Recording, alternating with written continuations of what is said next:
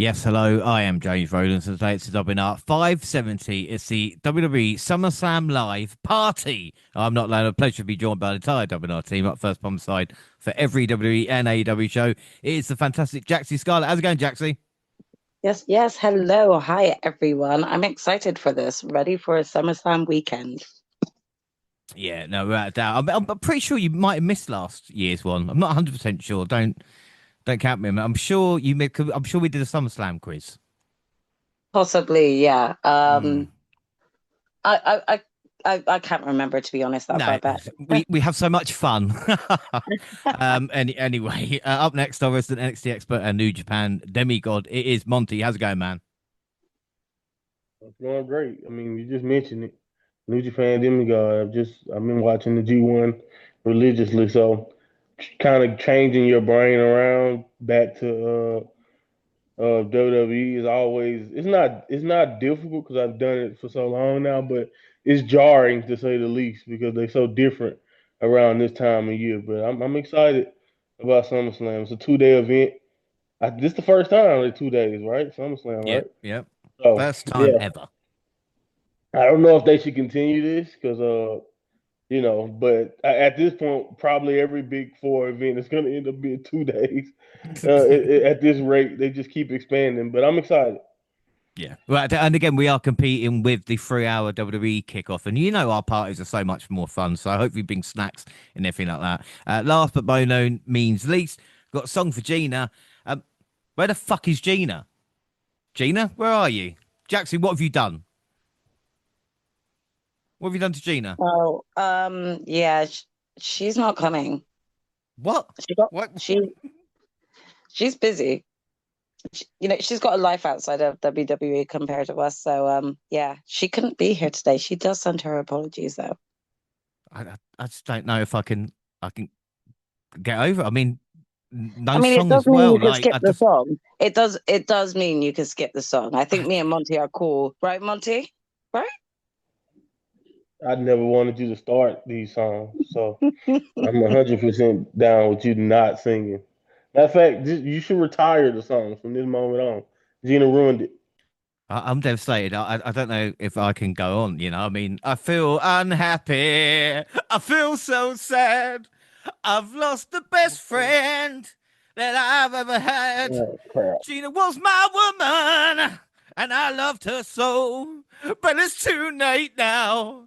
I've let her go. I'm going through changes. This one's for you, Gina. I'm going through changes. Yeah. The Sharon to my Aussie, and she is not here. But it sucks for you two because you have to listen to my song and she doesn't. So get in there. There you go. And a little bit of acting for me as well. Let's little party. This is so much fun. Anyway, so much to review. We got SummerSlam predictions, Evolution, Saturday night's main event. But we start with Raw and Smackdown notes. We go back to Raw, July 7th. And Seth Rollins started the show, which happens more often than not recently. How I wish that was different now. Bron interrupted Seth, so they're so in the seas already. The whole night really revolved around them as Sammy took on Bron, Reed battled Jey Uso, and finally Rollins faced Penta. Cross fucked up Zayn and got cheers before Sammy was speared to death by Bron. Jey didn't do much better. Match ended in DQ with Reed hitting multiple tsunamis and leading him in need of assistance.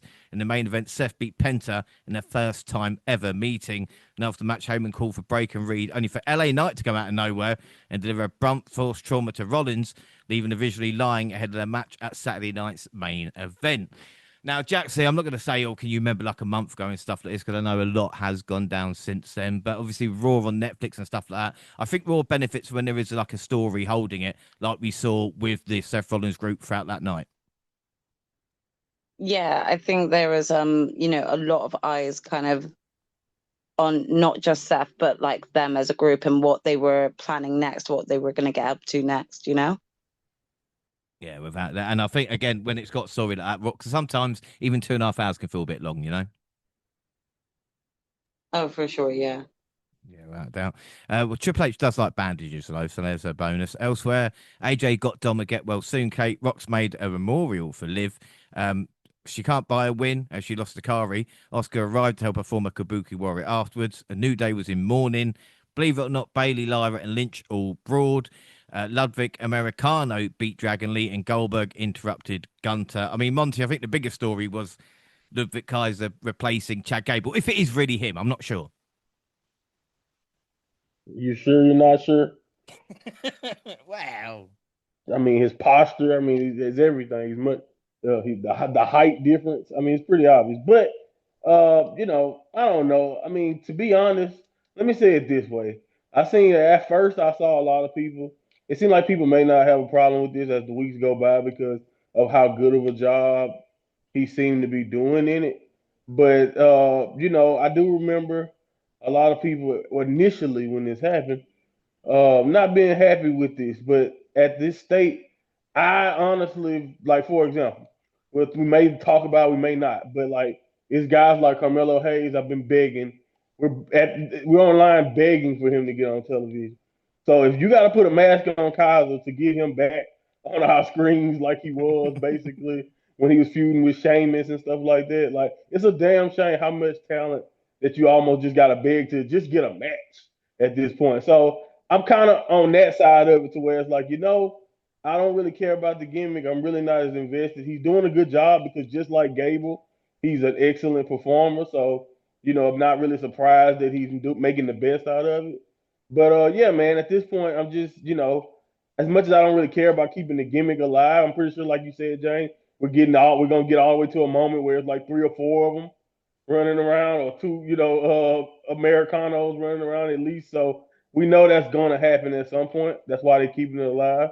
But at this point, I'm just happy that he's back on television and working on our screen because, like I said, we had talent just backstage or maybe injured and we don't know for so much that it's good to see him at least being utilized, even if it is in this role.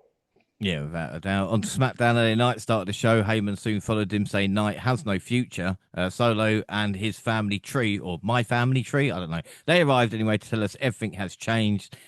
Paul seemed fucked off because he knows his history with Solo, as Knight stood his ground, and Big Jim helped clear the ring, and he's number one contender to the US title. I don't know either, but this led to a tag match with Knight and Uso beating Solo and the Stooge Jaxie Mateo in the main event. I mean, Jaxie Mateo, I mean, Jeff Cobb. Again, as Monty mentioned, there's so much talent. Should he just be happy he's got a spot at this moment in time, irrespective of win or losses? I mean, that's a hard question to ask because I think that's going to be a different answer based on everyone's own opinion. It's a yes and no kind of answer, if I'm truly honest. Yes, because he's sort of been brought in as part of a faction who is relatively popular in both name and current storyline right now. But in terms of just like, the fact that he had been here beforehand anyway and didn't really get a good start then before his injury. I don't know. Like he's doing good work. Like I think, we'll discuss a bit later on as well as we build up towards SummerSlam, like some of the stuff that he's doing. But I also just wonder, like, because he doesn't talk much on the mic either and things like that, is like how much really is he benefiting from this current faction, But like time will tell. Like it is still early days with him joining up with this faction, and we just never know what's going to kind of happen within this faction, especially with the upcoming months. But so far, I don't know. It feels a little bit stagnant of Bronson just kind of not having done some much significant yet. Yeah, no, I would agree with you there. But there's a lot of people seem to be like that at this moment in time. Elsewhere on SmackDown, in a fun fatal 4-way, Bliss beat Soul, Rox, and Kari. I hate to say it, but Sane is a little bit off at the moment. She would improve, though. Ron Killings took on Ali B and beat him with a roll-up too quickly. Black then beat the shit out of Priest. Tiff and Trish had a quick face-off. I mean, come on, guys. Not even entrances to this. Like, I know we might be rushing the show, but they deserve more. Naomi interrupted, Cargill attacked, and we got the good and the bad. The good was the White Six winning the tag titles off the Profits. I already did this on the WNR universe, And the bad, Jelly Roll had a concert. Logan interrupted, and to make matter worse, Drew McIntyre was forced to be involved with this thanks to Orton. He claymore Randy. I mean, just don't get chokeslammed by Jelly Roll, Monty. This is the thing. You and I have had discussions about this, and I hate the fact Jelly Roll's involved. with Drew. And for me, I'm going off Drew McIntyre a little bit. Yeah, I mean, I couldn't believe that you were negative about an angle that Drew was involved in, even with the celebrity involvement. Uh, I don't know. I mean, I think at this point we gotta just understand that this is something as if you are a fan of WWE, this is something that is going to they obviously seem to be going to make this a staple, particularly at some of their big events. I liked it when Bad Bunny got a chance to do it. Not only did I actually like his music, but it actually, he actually was invested and the story made sense leading up to it.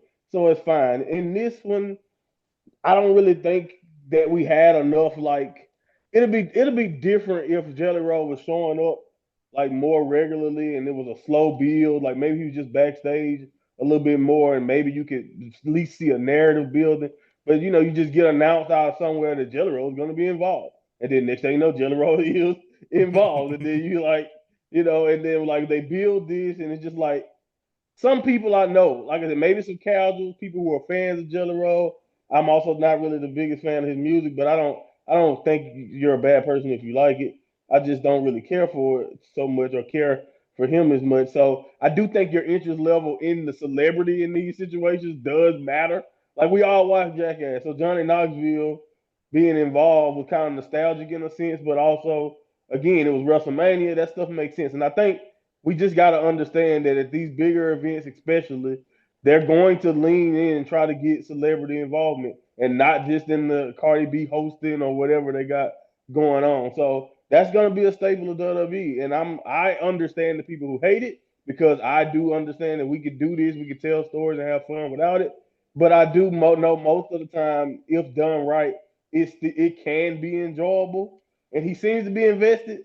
So I'm not really hating it, but I do understand this. When it comes to Drew and coming back and this being one of the major things you're invested in, or like one of the things that you have going on in your storyline, I do kind of hate it in that case because, in my opinion, Drew should be towards the top heels in the company, possibly challenging I mean, hell, when he first came back in this promo, he kind of hinted at wanting Cody, or he did the thing with Cody, and he even mentioned fighting Cena. You know what I mean? So like that's what I think me and you, that's what we want a guy like Drew who's been doing so much good work. Even with the stuff with Punk, you would think he goes up the card instead of Priest and then this. You know what I mean? It's like Yeah. and that's the problem when it comes to Drew. Even though we know he's a professional and they do trust him, that's why they're giving this to him and a guy like Randy. But at the same time, it's like I really hope he get rewarded for doing this after this. Whether they, Yeah. we'll talk about the result when we get the predictions. But hopefully, for Drew's sake, he gets an actual suitable reward or angle or something, title contention or something after this for being that reliable guy that they put in this situation. Yeah, well, that always reminds me of the quote I heard as well. And again, I want Drew McIntyre to be booked like John Wayne, and he's been booked like Nathan Lane at the moment. So I think that's Yeah. that's my issue. Anyway, Saturday night's main event, July 12th, we are in Atlanta. Joe Tess and Jesse Ventura on commentary. He says Goldberg needs to win quick. No fucking shit. We start with Randy Orton versus Drew McIntyre. Even I wasn't watching this live. The crowd must be real diehards. You know, the one that just shit all over AEW all the time. Orton obviously beat Drew, seeing it was McIntyre's first match back since losing his last match. To make matters worse, Jelly Roll and Logan got involved and the tag match has been made official for SummerSlam. I mean, if this doesn't lead to Drew kicking Logan's face off, I'm in trouble here as well. And Jaxie, I know you're not, I go on about McIntyre, but you got to agree, it's a bit weird for Drew to come back to lose after his last match where he lost to Priest. Yeah. I mean, even I kind of wasn't expecting that, if I'm truly honest. So I don't really know what Drew did to piss off creative, or just in general what direction they're going with him at this point. Yeah, it's really, really odd. Elsewhere, Naomi attacked Jade Cargill in a crowd, which led to a brawl. Aldis announced a special guest referee for the match, Bianca Belair, and Jimmy faced his brother Solo for the US title. An entire MFT was there to help Solo retain, but Jacob Fatu returned and faced off with Big Tuller. Monty, I guess it's still money, when you've got kind of two supposed giants. Even though Jacob Fatu is not a giant, it's still an intriguing matchup. I think that's what they're playing for. Yeah, I mean he's not huge, but like I think his aura, his presence, and how dominant he's been, kind of gives off the vibe that he's much bigger than he is. And again, like you said, it's one of the oldest tricks in wrestling, man. When you got a guy that's whether it's just a height thing or even if you got weight and height, when you got that big guy, that big monster to put a baby face against, is always one of those things that's kind of the go-to play when you think about pro wrestling in a sense. But I do think that eventual matchup or that encounter is something that they are building toward. But I think honestly, what I like the most about it is so far, and like you kind of mentioned with JC kind of being the bump guy or kind of being one of the fall guys in the faction, but we know because like every time a beatdown happens, Tonga is leaving with Solo pretty much or not getting beat down. So we know that they are pretty much making sure that Tonga is not going to be the one who you have to worry about being the fall guy. He is the most dangerous member, pretty much right next to Solo, or even more so than Solo. So we'll see how that plays out. But yeah, man, I think like you said, at the end of the day, having that baby face who is looked at as a threat to anybody like a Jacob Fatu, and then putting them up against a big monster, is gonna work. And I think if they, depending on how they continue to tell the story, it's gonna be money when they decide to do it. Yeah, without a doubt. Seth Rollins and A-Knight were going great guns until Seth suffered a knee injury. He got up to be hit with the BFT. I mean, Jaxie, this is not great, and this I think we'll mention Seth a few times tonight. But again, the injury, but to get up and to finish it, quite brave. If you think the Mm, injury is actually real, which yeah. again is, I think, it's another discussion. It's difficult to tell at this point, I think. And they've been quite mysterious with it going on after that, So it's hard to tell. It's a bit of a 50-50 chance to take with that one. But I mean, the injury itself looked real, I don't think that there's no denying that. But whether or not it's as bad as what they're trying to make it out to be, I feel like that's still up for debate. Mm. Yeah, it's an interesting one. I think it's going to, again, we'll mention it in predictions as well when it comes to stuff because, he still holds that money in the bank briefcase. But it's very interesting. But again, if it is real, I'll talk about what setback because it did seem, Jackson, like this was going to be Seth's kind of not breakout year, but do you know what I mean? Being treated like a true main event like the Roman Reigns level. Yeah, I get you. Mm. Main event WWE World Title Goldberg versus Gunther. Goldberg's last entrance featured Doug Dillinger, Ernest the Cat Miller, Josh Barnett, his son, and two looked like they were in Tony D's crew. So I wasn't really sure, but anyway, this was better than the Pat match in my opinion. I mean, I've seen Bill do a whole lot worse, and they cut to an ad right after the match and came back for literally 30 seconds for cutting out whilst Goldberg gave his farewell speech. And Monty, what's hilarious about this is no one was happy in the end. The people who were pissed off about Goldberg getting the opportunity were annoyed, and Goldberg was annoyed anyway with all the shenanigans going on. Yeah, I mean, yeah, and then like he was ready to complain about it. It's like as soon as he got cut for TV, he's on a podcast the very next day, Mm-hmm. letting you know, or it felt like I guess it was the next Monday or whatever. He was already there, letting you know that well they cut my time, there was this and that. So yeah, and then like I said, to me it's like typical Bill because like you said, most of the fans, like a lot of people didn't necessarily want this anyway. And then you get, like I said, a privileged position. You get a title match.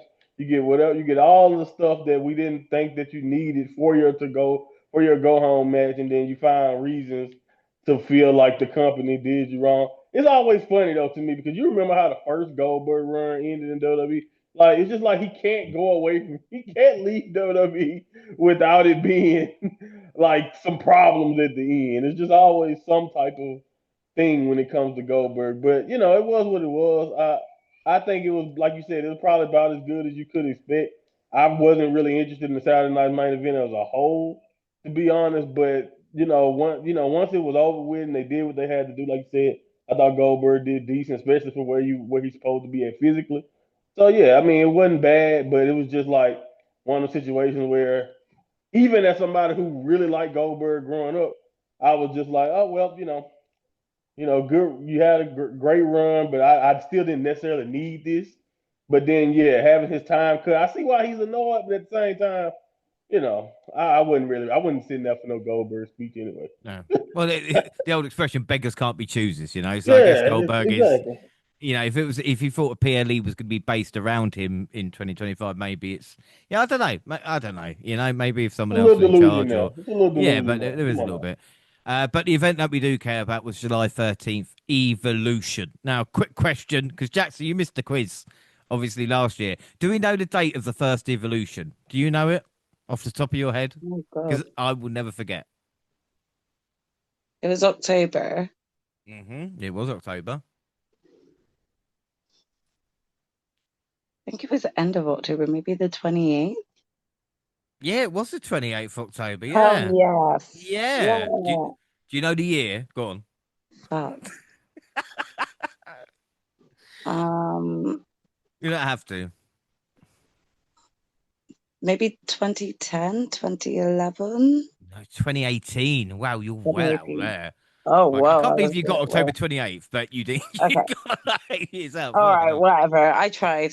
You know, No, to be fair, you yeah, but remember that because, of course, it's my birthday as well, which is it's probably saved of on your course, calendar, isn't it? of Yeah. course, that was why I knew.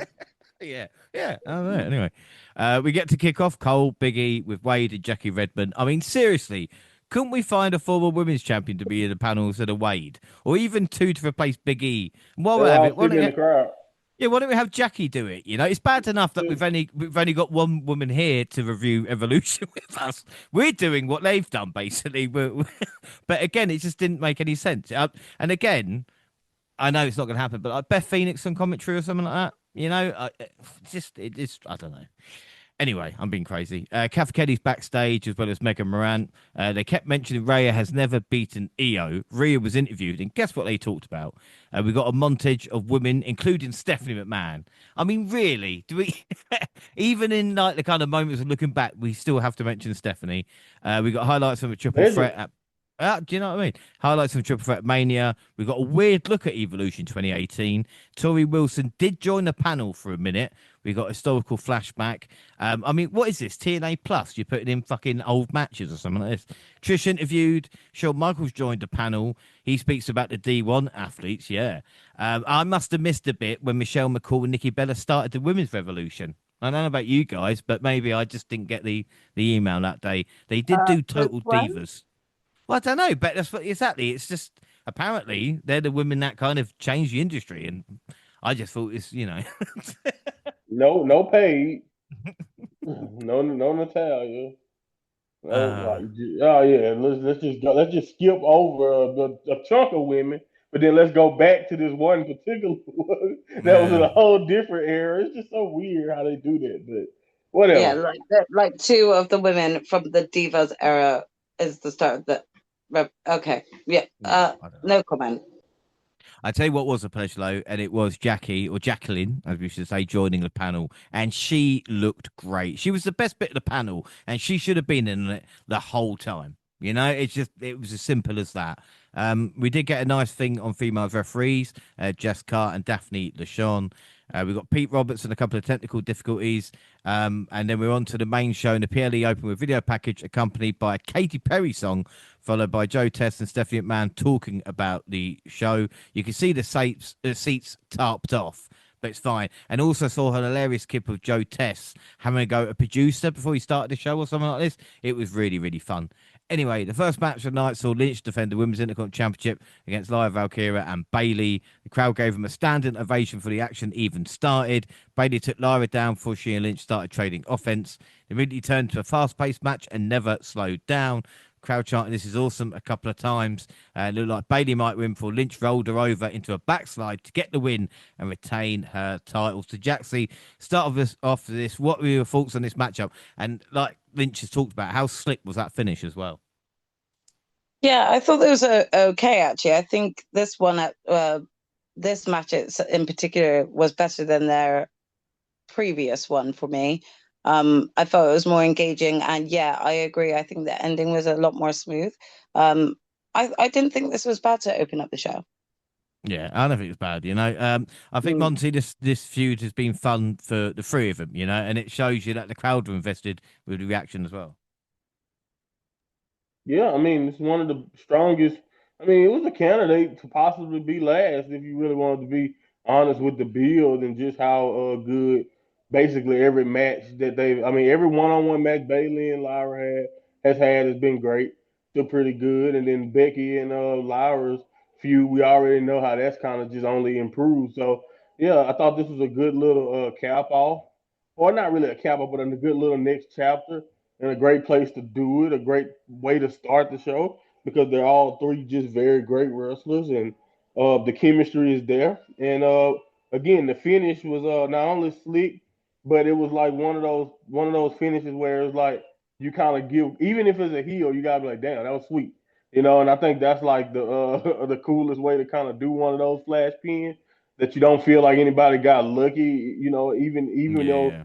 You know what I'm saying? It's just one of those things where it was like it's a roll up, but it's not one of those I grabbed the tights or any of those things. It's just a really really cool wrestling move where you win, and it's like you really don't really get that finish all the time, but it shows how they kind of at the time view all three of them as worthy for this spot because a finish like that just show you that Becky had to pull something out to come out of this on top.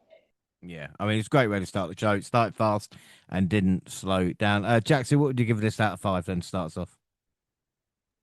I'll give this a 4.25. It was a good match. Monty? Yeah, I think 4.25 is good. Yeah, I'm going to give it a 4.25 as well. Predictions? Well, Jaxie, you know you want it all in, right? Yep. And yep. And also you want a Great American Bash as well, the last NXT show. Oh, did I? Woo! Yes, yeah. So would you get a clean sweep? That is the question we're going to ask ourselves. Yeah, that is the question. And it means as well the bonus league at the moment. Gina's on 10. Jaxie, you join me on 14. And Monty is on 17 ahead.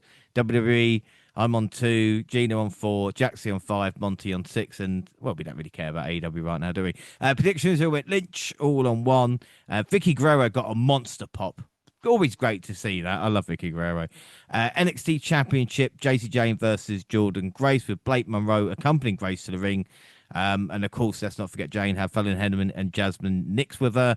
Juggernaut hit a big right hand and suplex Jane out of the ring so she could hit a suicide dive to get the match started with a lot of energy. I mean, Jane didn't necessarily cheat, but she used some dirty tactics to gain the upper hand and slow the pace down to her liking. Henny and Nix were taken out by Monroe when they tried to help Jane cheat, but then she ended up getting hit with Grace with a belt to turn on her and give Jane the assist she needed to win. Monty, what are your thoughts? Because again, we talk about NXT update, and that's a bit weird that this match is kind of outside the bubble at the moment.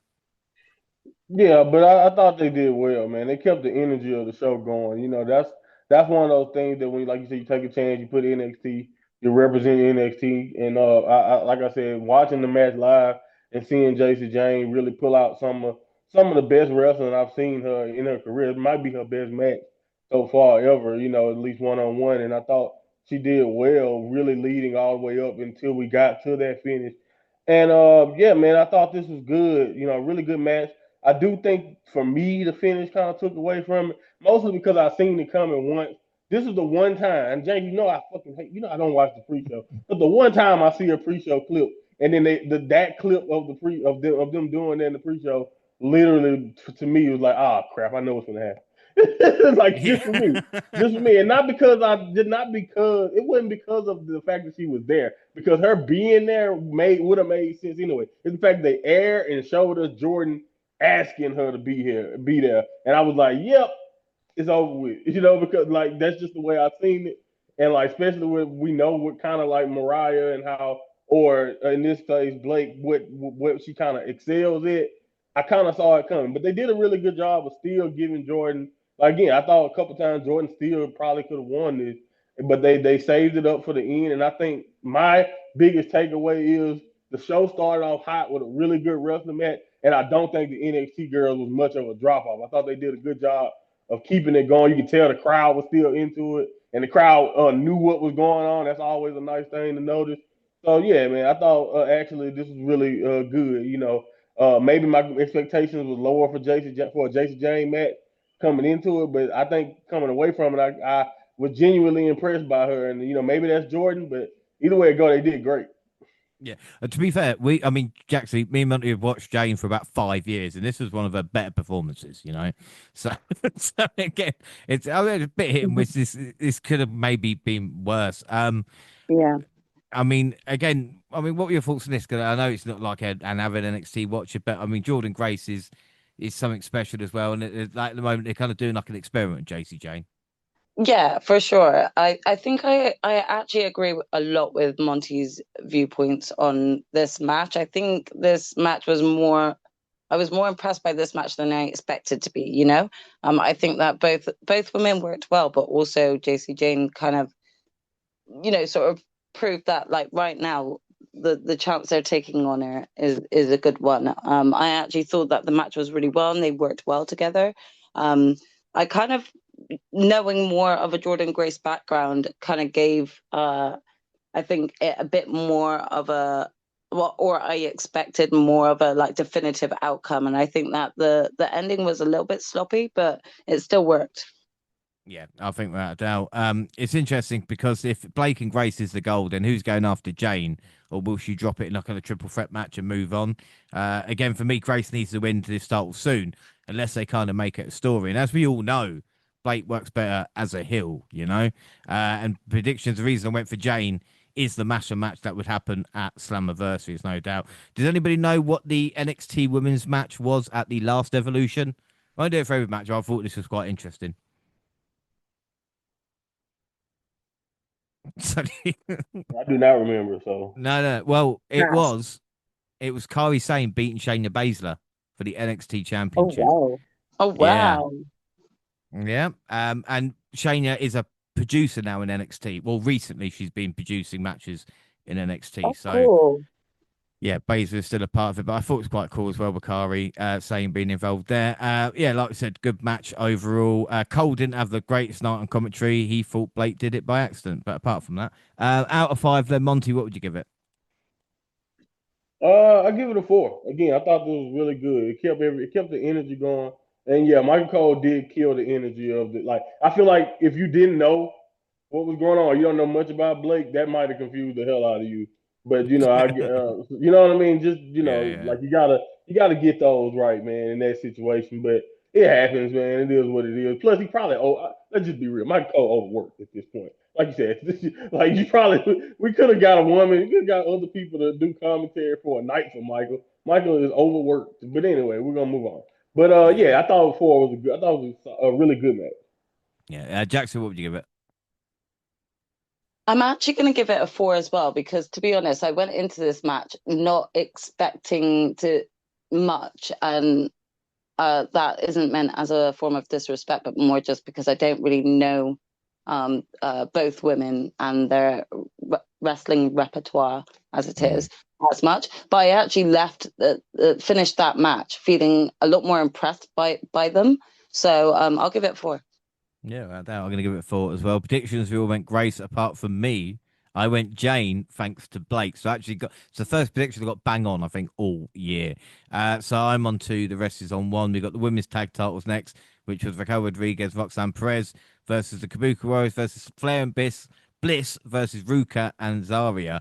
Sane and Perez both began the match. Only 2 competitors were legal, so anyone from any team could tag in at any time. The White Princess almost had the prodigy beat within the first 30 seconds. Bliss was the most popular star of the match and got the biggest pops when she tagged in and when she hit a big move. And with so many people involved, it was impressive how they managed to give everyone enough time to have their own moments or two. Some had more than others, but hey, there's 8 competitors, you know. Some of the double team spots were creative as well. Felt like everyone hit their mark, and Perez and Rodriguez were able to retain the titles when the powerhouse hit a powerbomb on Ruka for the pin. Jaxie, what are your thoughts on this? Sorry, thoughts on which match was this? The big battle royal. No, women's tag. The women's tag one. To be honest, there was like ups and downs that I feel like with this match, because I feel like there were like certain moments that kind of like didn't hit as they wanted. However, I don't know. I found it like really strange. The odd pairing for me was like watching Alexa Bliss and Charlotte Flair trying to like work cohesively together. It just kind of felt a bit awkward during this match. I mean, that might have just been me. Um, or maybe it's like, they kind of had a bit of an awkward time, kind of like um meshing their wrestling moveset together. I'm not too sure. It just like it felt a bit awkward for me. But I must admit, like I thought that Sol Ruka and Zarya really like did kind of shine during certain moments of this match. And they put up a good fight, to be honest. But I kind of saw this outcome like happening, with Raquel and Roxanne retaining, mainly so because of the fact that Roxanne was just getting this first chance to kind of pick up that belt from Liv. So if they really wanted to make more impact on like this idea of Roxanne replacing Liv completely, then this was the way to go. Yeah, without a doubt. And isn't it funny that Roxanne Perez does look like a mini me of Raquel now? Like, how I don't know if they do it on purpose, but they really should do.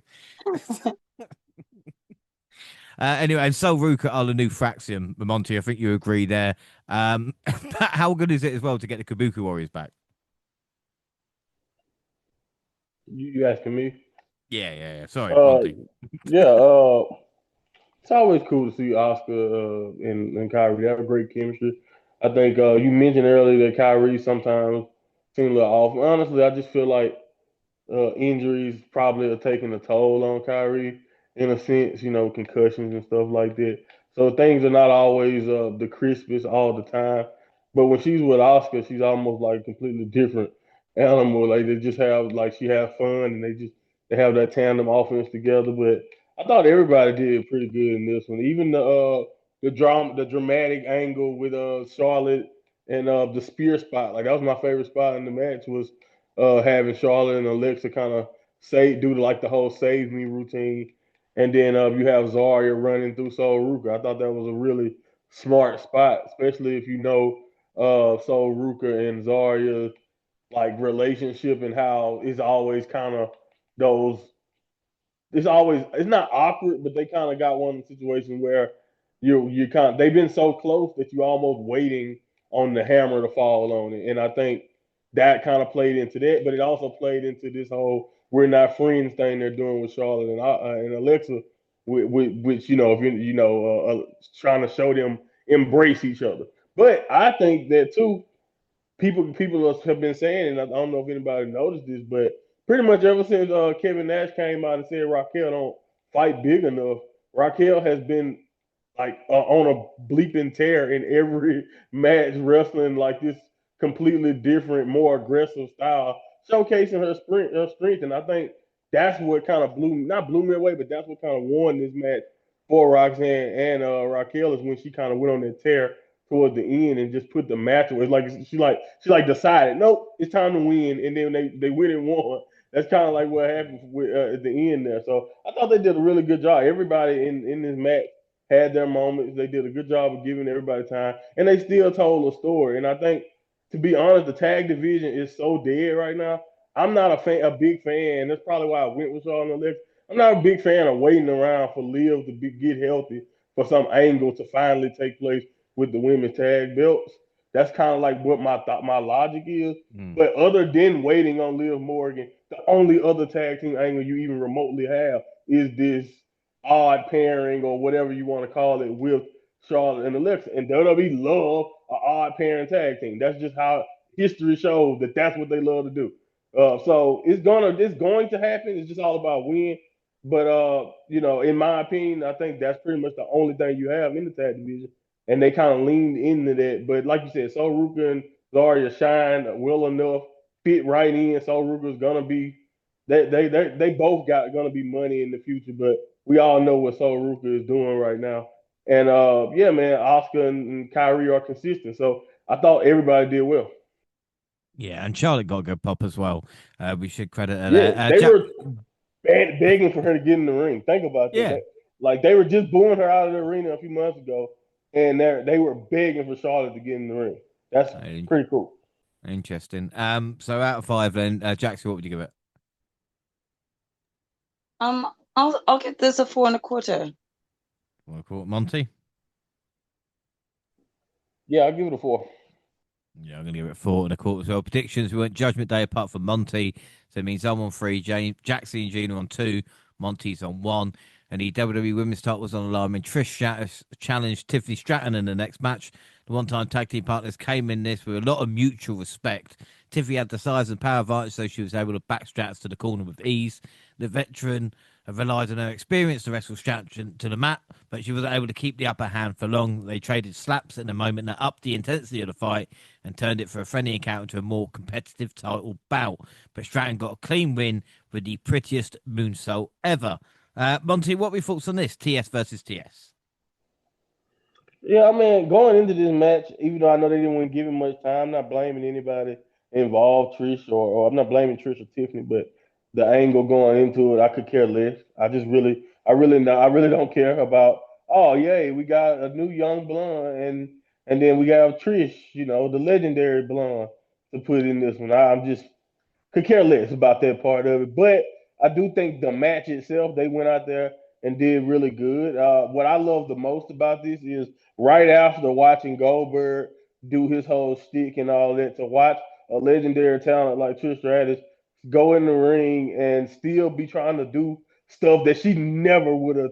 Like think about she's doing stuff these days that in her prime, like Trish. Of course, we know wrestling was a lot different back then. That's probably why she's willing to try and do some of these cool stuff. It's like she got up and did a moonsault. Jay, you remember what Trish was? She wasn't doing Lita's moonsault. It's the reason why Lita was so cool back in the day. Like, so the fact that Trish was out here attempting and trying to do something different and like still willing to go out there and like be creative and put over the next generation, you really couldn't ask for more, in my opinion, from this match. So I thought they did well, considering everything going into it and just like how bad of a build it was. They went out there and still did good, in my opinion. Yeah, without a doubt. I should say thank you, Trish, and Jaxie again, Right. this match had to happen, didn't it, really, between Trish and Tiffany? I think what I will ask as well for you, because I can't believe it, is Tiffany's run. I think has exceeded all expectations. I mean, she's still a baby face as well, considering the kind of way she's look at, you know what I mean, and how successful she's been. So I think this match worked out well for that and just showed how good Stratton has been at this moment in time. Yeah, I mean, like, I think that Monty hit all great points again. I don't really have much more to add than what was already said. But again, just going back to sort of what Trish is doing, when she does come back, it makes an impact on the younger generation and where we've come from. And I think like events like this is where like matches like this sort of setup works really well, because we're really seeing what a legend like Trish can bring to the ring. And as Monty just rightly pointed out, back in the day, she wasn't doing like that sort of moveset. And to see, how well she can still come back and actually pull off like a great match that had the crowd like still engaged with it and everything like that. I was just deeply impressed by both women and what they put on. I really enjoyed it, and it was really feel good, even with Trish picking up the loss. I thought she just did really well, and she really did not kind of feel like a loser coming out of this match to me. So Yeah, and she got a nice ovation afterwards, didn't she? So she that was did. It nice. was really lovely to see, actually.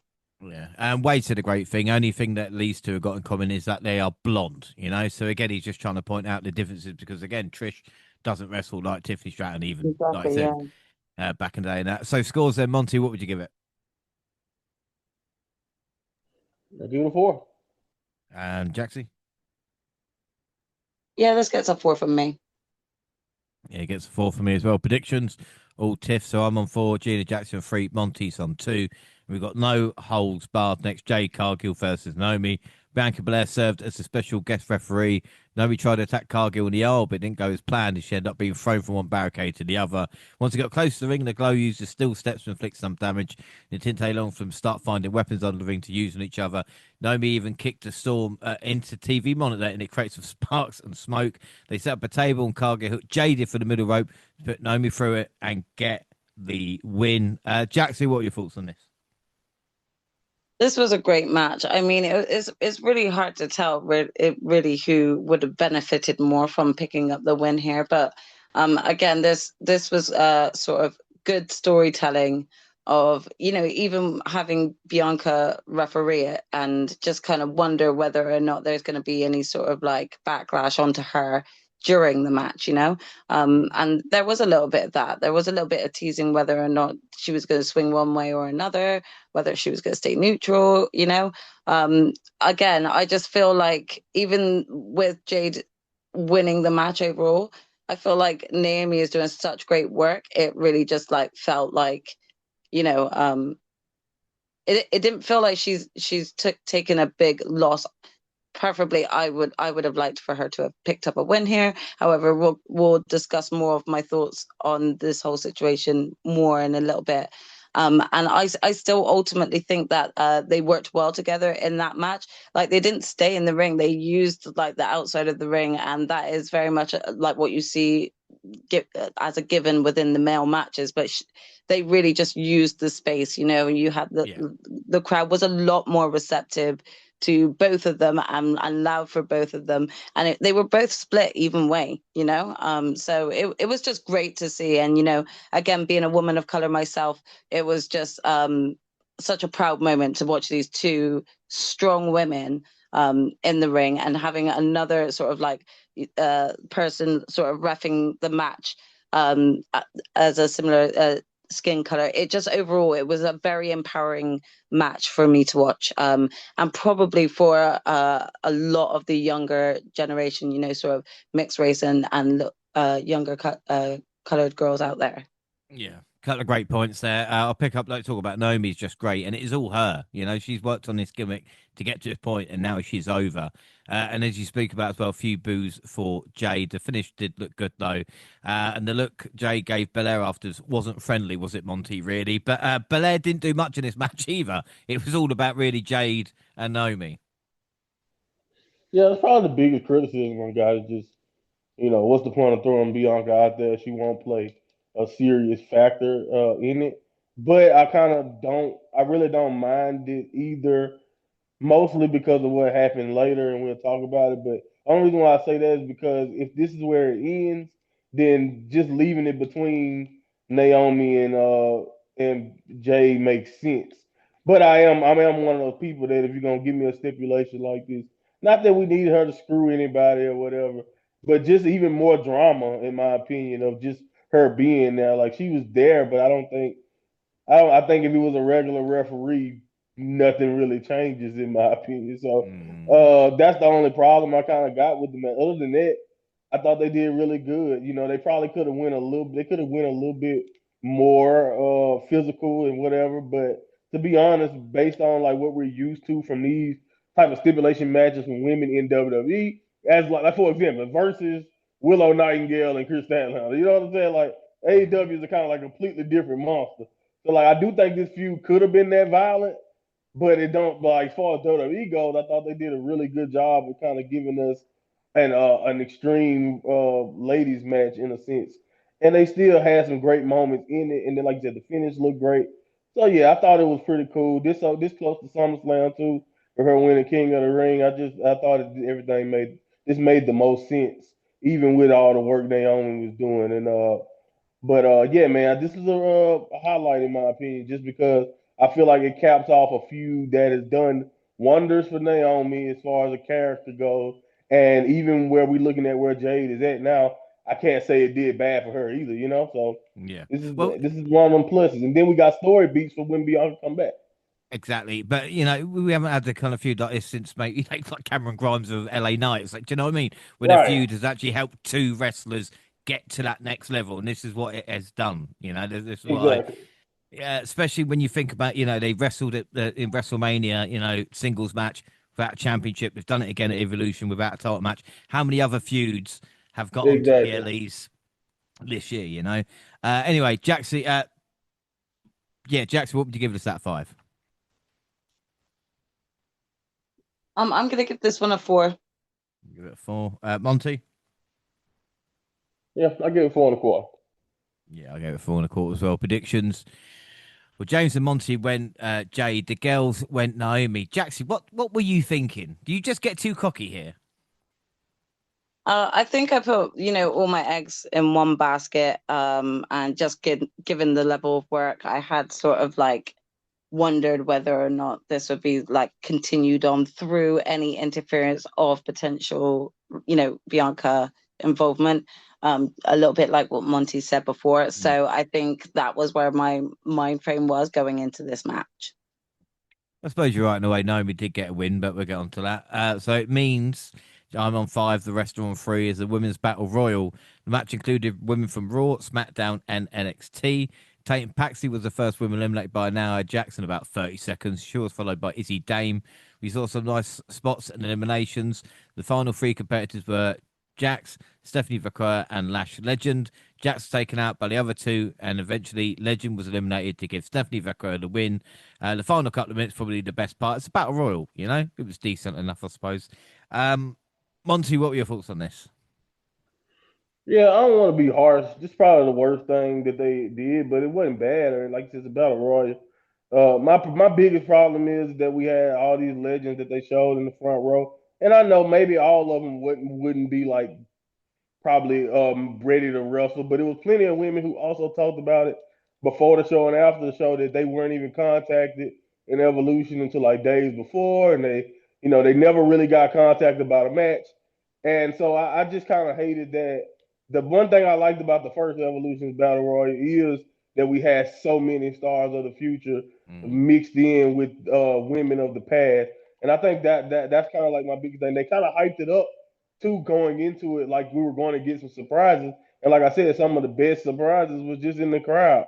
I mean, it was cool to see. I do think, though, my alternate opinion to that is it was dope to see how much NXT kind of made up this battle royal because we talk about James how prominent the women's division is and how many women we basically have coming and going and possibly who know the future is all throughout NXT and if you look at the direction we're going in, the future is the women's division. It's just we just that deep. We got that much going on. So it was pretty cool to see that representation there. But I did not. Again, I still would have liked to see a couple of more legends faces, not just in the crowd, but possibly doing something. Possibly, possibly giving us a surprise entrance because I think that always makes a good battle royal better. But other than that, I don't have a problem with anything that really went on. I mean, Stephanie winning, of course, I thought was like one of those no-brainer type of deals. And I do love Lash Legend making it to the end though, because that's another one that I see being a superstar if they play their cards right. And at least that showed me that they view her in the future as being a bright star too. So I thought they did everything well. I didn't have a problem with the matches per se, but like I said, my biggest takeaway was we could have had more surprises, and that could have made this even better. But they did well. Yeah, I agree with that. Kalani had the Kofi Kingston spot, and like you said, Stephanie's money. The full list was Ivy Nile, Stephanie Vaquer, Zelina Vega, Julia, Jada Parker, Nikki Bella, Chelsea Green, Nia Jax, Maxine Dupree, Natalia, Layla Vice, Michin, B-Fab, Candice LeRae, Tatum Baxley, Piper Niven, Alba Fire, Kalani Jordan, Izzy Dame, and Lash Legend. But no, there was no AJ Lee. And Jaxie, we talk about Stephanie Vaquer not even being in WWE a year yet, and being very impressive winning this match.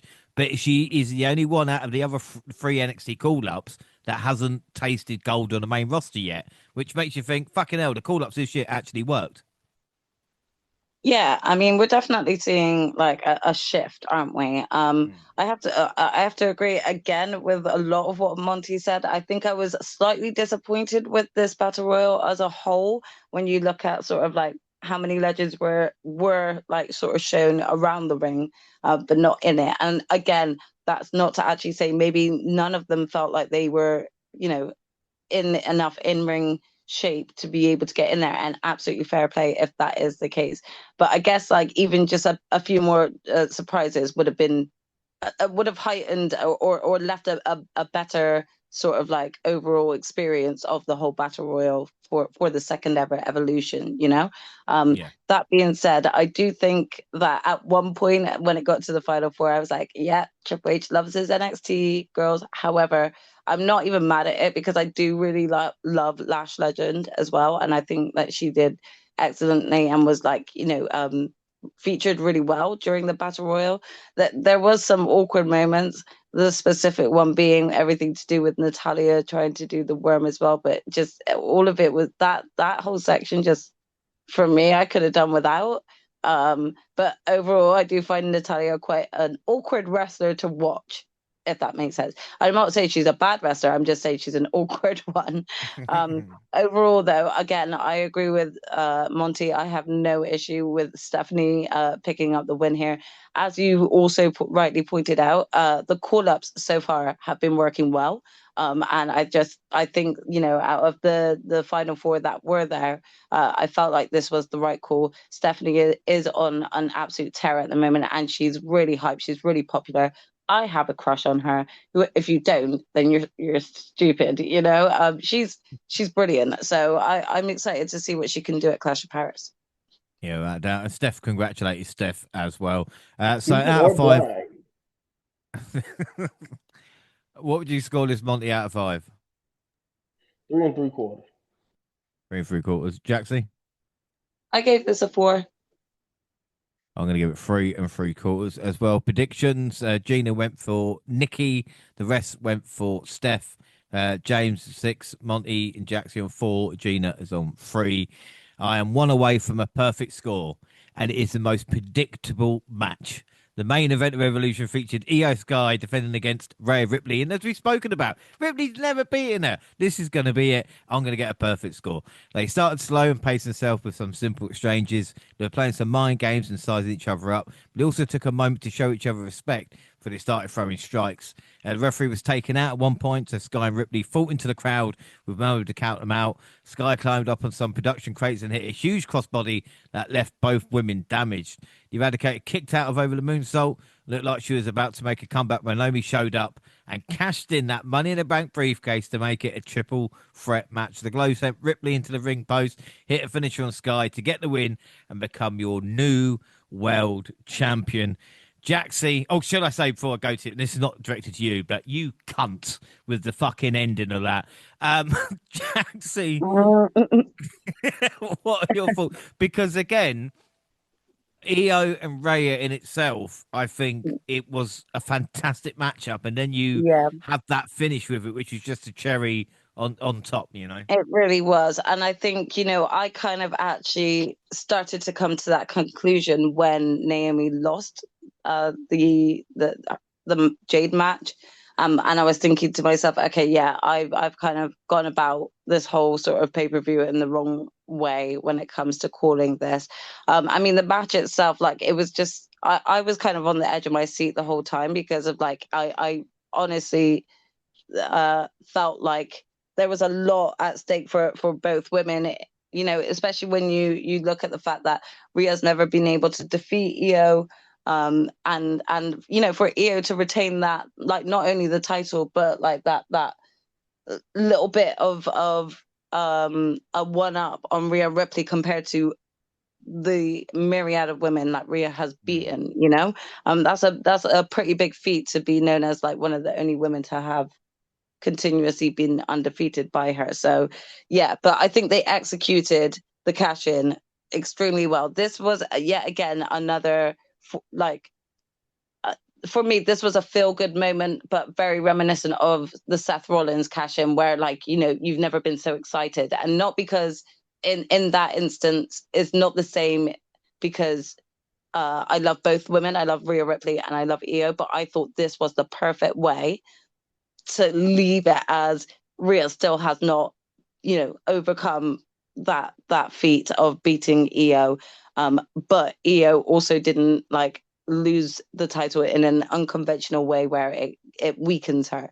Like, I think all three women are so popular right now and so up there that this was the best way to end Evolution, and I think this is the match that they got right.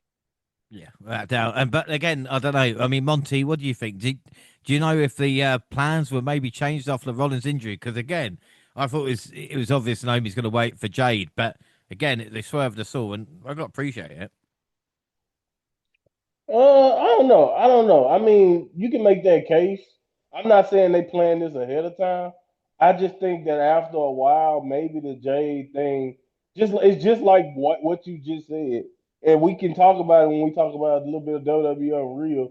they was mentioning, and depending on how much of that you want to take seriously, they mentioned in a couple of those pitch meetings that they showed on how like you would get an outcome that everybody can see coming, and then there's somebody that come up with a different outcome that's just a little bit more left fieldish, and that might have been what kind of happened here. Like I think all of us saw her waiting on Jay to win it, and then let's have Naomi come in and continue what they got going, and that. But like you said, coming in and doing this wasn't even something that really crossed a lot of people's mind at all. They did an excellent job. If you really think about it, she never ever teased once that she was gonna even think about Io and Rhea. And I think that's what makes this so genius to me. And because similarly to the Seth Rollins thing, if you remember around that time, Seth Rollins was like, I think he was in a feud with Randy Orton, and he was like, he still had the briefcase, but he didn't at one time. He never really seemed to just. He probably had a couple fake teases, but I don't remember him being worried about what Roman had going on. And just to kind of come out of nowhere and then do it that way was so expertly done. I think that's kind of like what they did with Naomi here.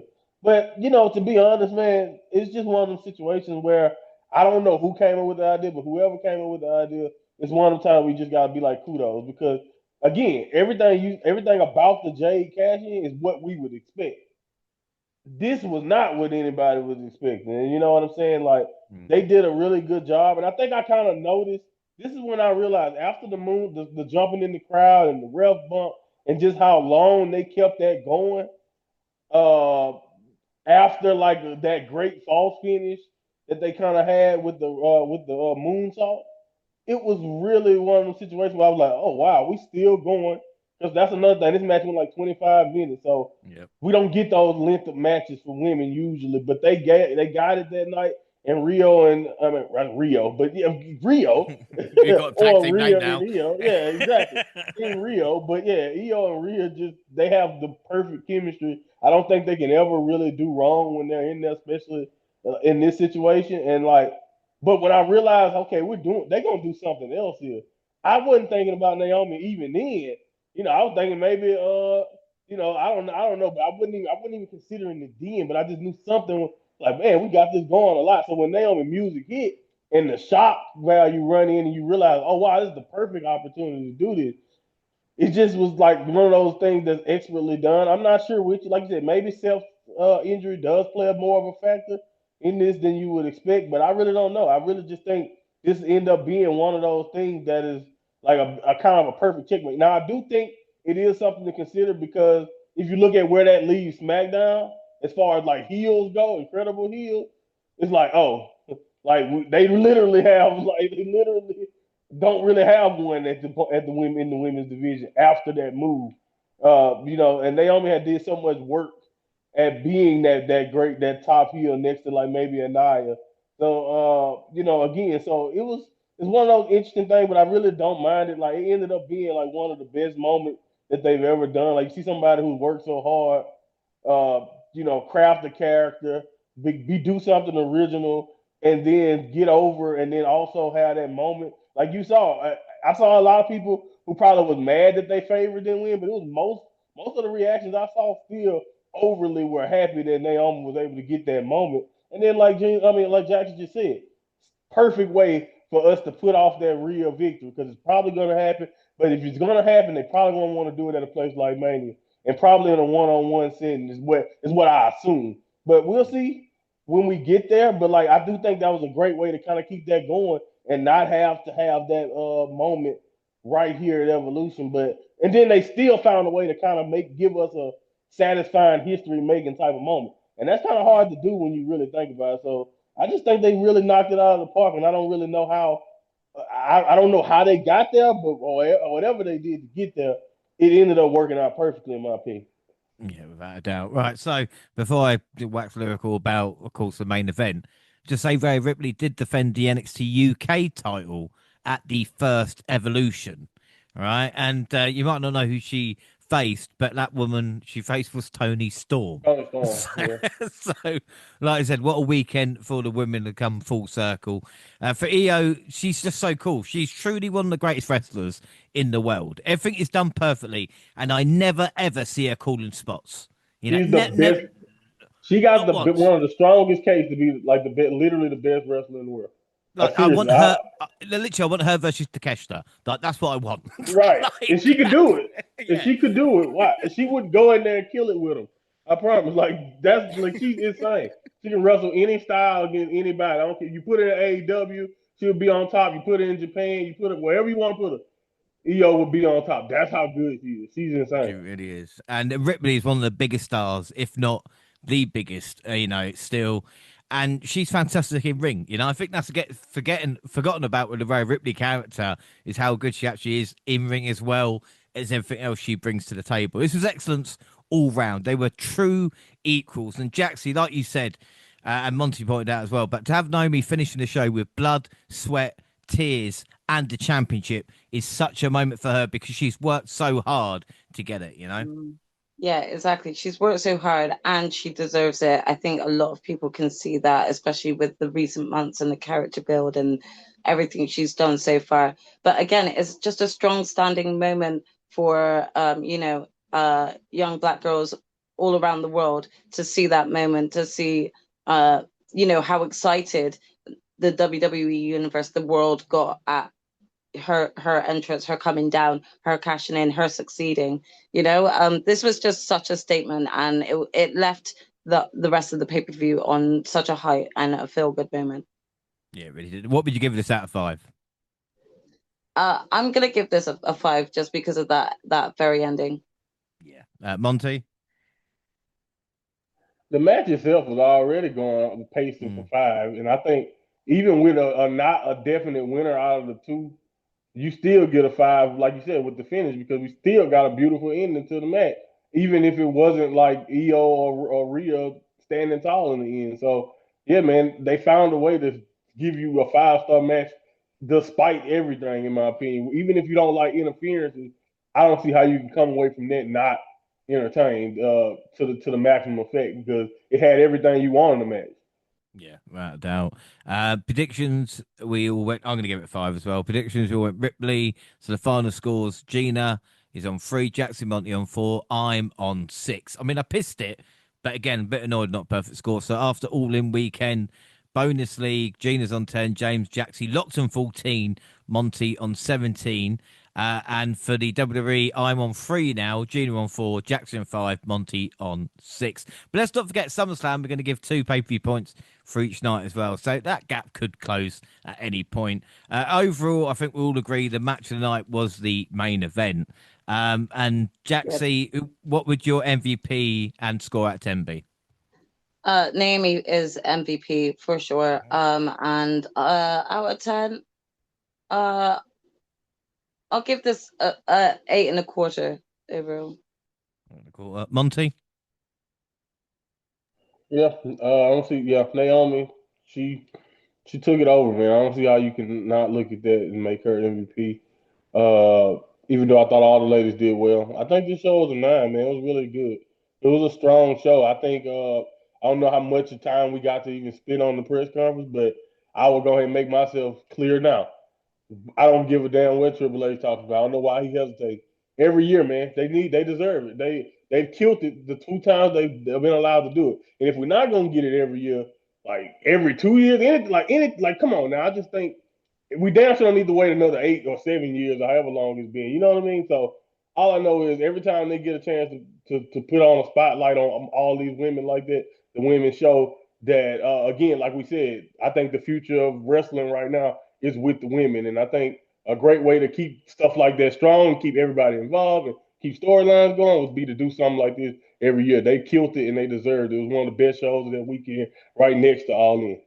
Yeah, and imagine a proper build for it on its own kind of weekend for itself. It would be Right. incredible. I'm going to give it a 9.5. Like I said, one of the best shows of the year.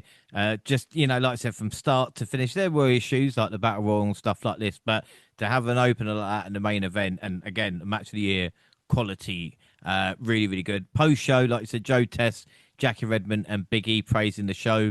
Lynch was interviewed. She says she's the GOAT. 10 years to the day of her debut in WWE. Vakua at the press conference, she talks about being the best and it's her dream. But can we just subtitle her? So, like, you know, people like her, EO, can just speak their native tongue at a press conference. It'd be much more easier. Trish joined the panel. She's glad to be on the skyscraper. The women built on the ground, laid down for her. She laid down like Lita, Mickey James, etc., which is quite a nice moment. Jaxie Jane was interviewed. She sounded like shit, and she blamed Grace for hitting her in the throat. Blake said it was all about her, but Jaxie Jane said it's about fatal influence.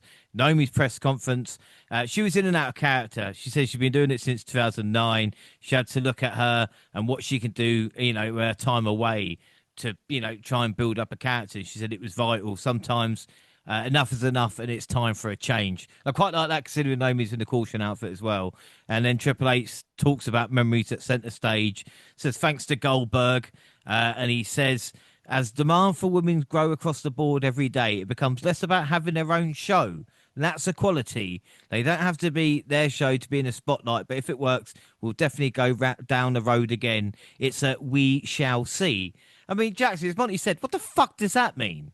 You know, just give us a fucking evolution. Yeah, I know. I'm not entirely sure what he meant by that. It's just he does it with everything. Do you know what I mean? With allegations about the man or Donald Trump or evolution. Well, it's a matter of perspective. You know, it's all about the optics or whatever the fuck he talks about. And he does mention Seth, and he said Seth is getting an MRI, but there are a lot of theories about this. So it's very, very interesting. We move on to Raw, and our new Women's World Champion Naomi started the show. You got You Deserve It chance, and she doesn't want to hear it. Rhea and Io arrived. Naomi told them to get back in the line, and Pierce made a triple threat match at SummerSlam. And Jaxie, I've got no complaints. I like the fact they kind of carried on the momentum from Evolution on Raw as well, and what triple threat match that's going to be. Yeah, I mean, again, though, I was pleasantly surprised with her opening up Raw, and I was not mad at that at all. I think, you know, it's such a given to hear sort of either someone like John Cena or Cody Rhodes or CM Punk, you know, starting out.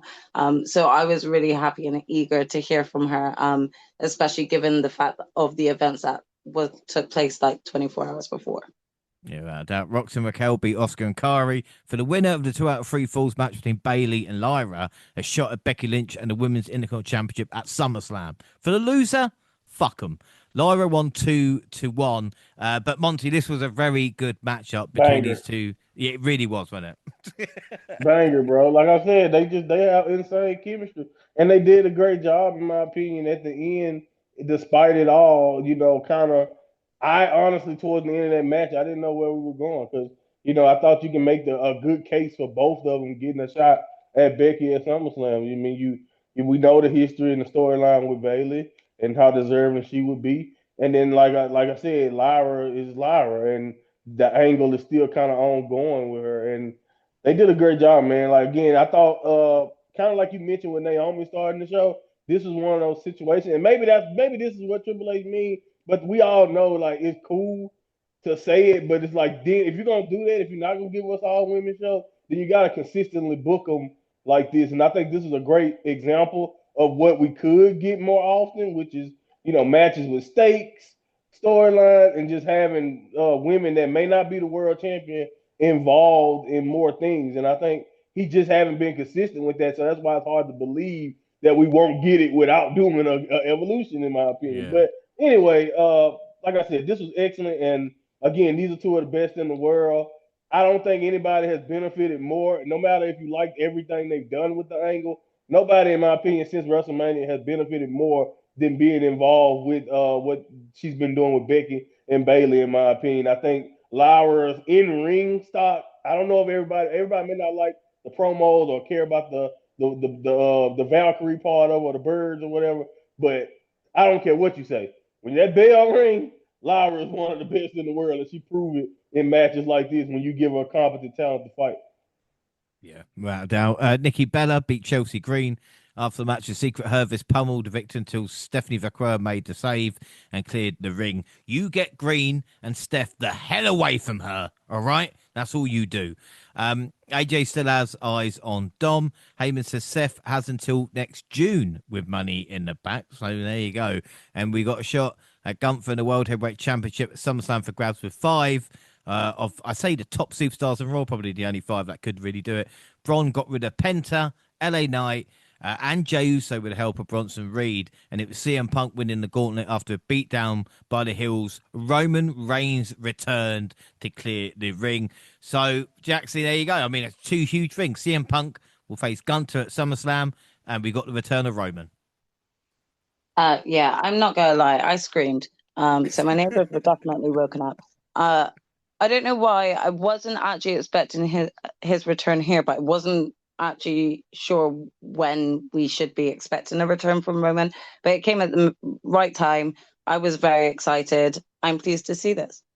Yeah, right down. SmackDown. We started with a car accident. Yay! The MFT looked to be involved. Fatu was arrested, but then unarrested. And then with Jimmy able to take out the entire MFT. I mean, like, seriously, Monty, you want to build this up as a threat, and 2 men can beat like 4 or 5, you know?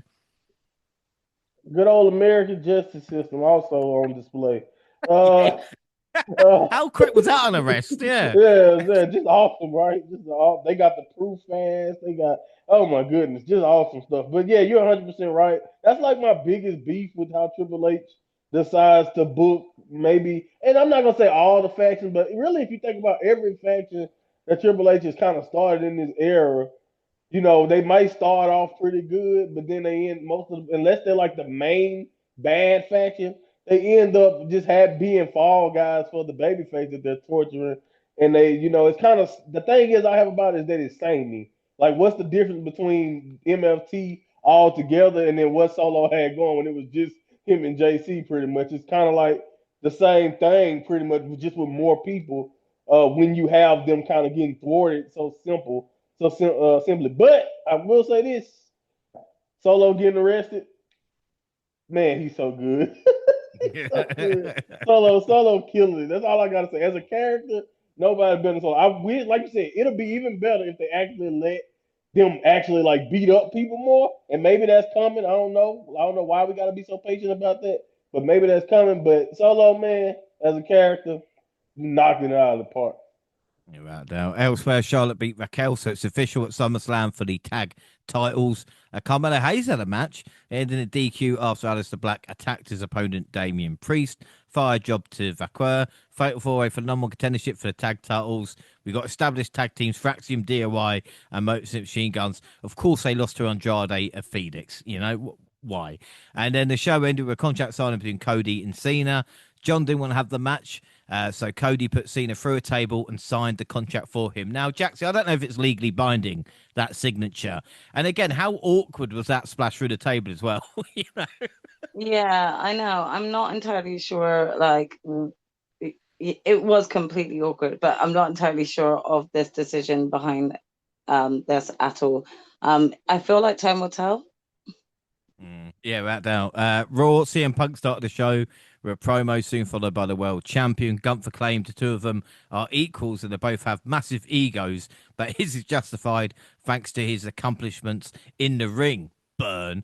I mean, Monty, what have you thought between Punk and Gunther? Because they've had a couple of face-to-faces, talk about best of the world. And it's interesting, isn't it? The dynamic between the two because, again, Gunther is the more in-ring guy and maybe not with promo, and Punk is, but they both call themselves best in the world.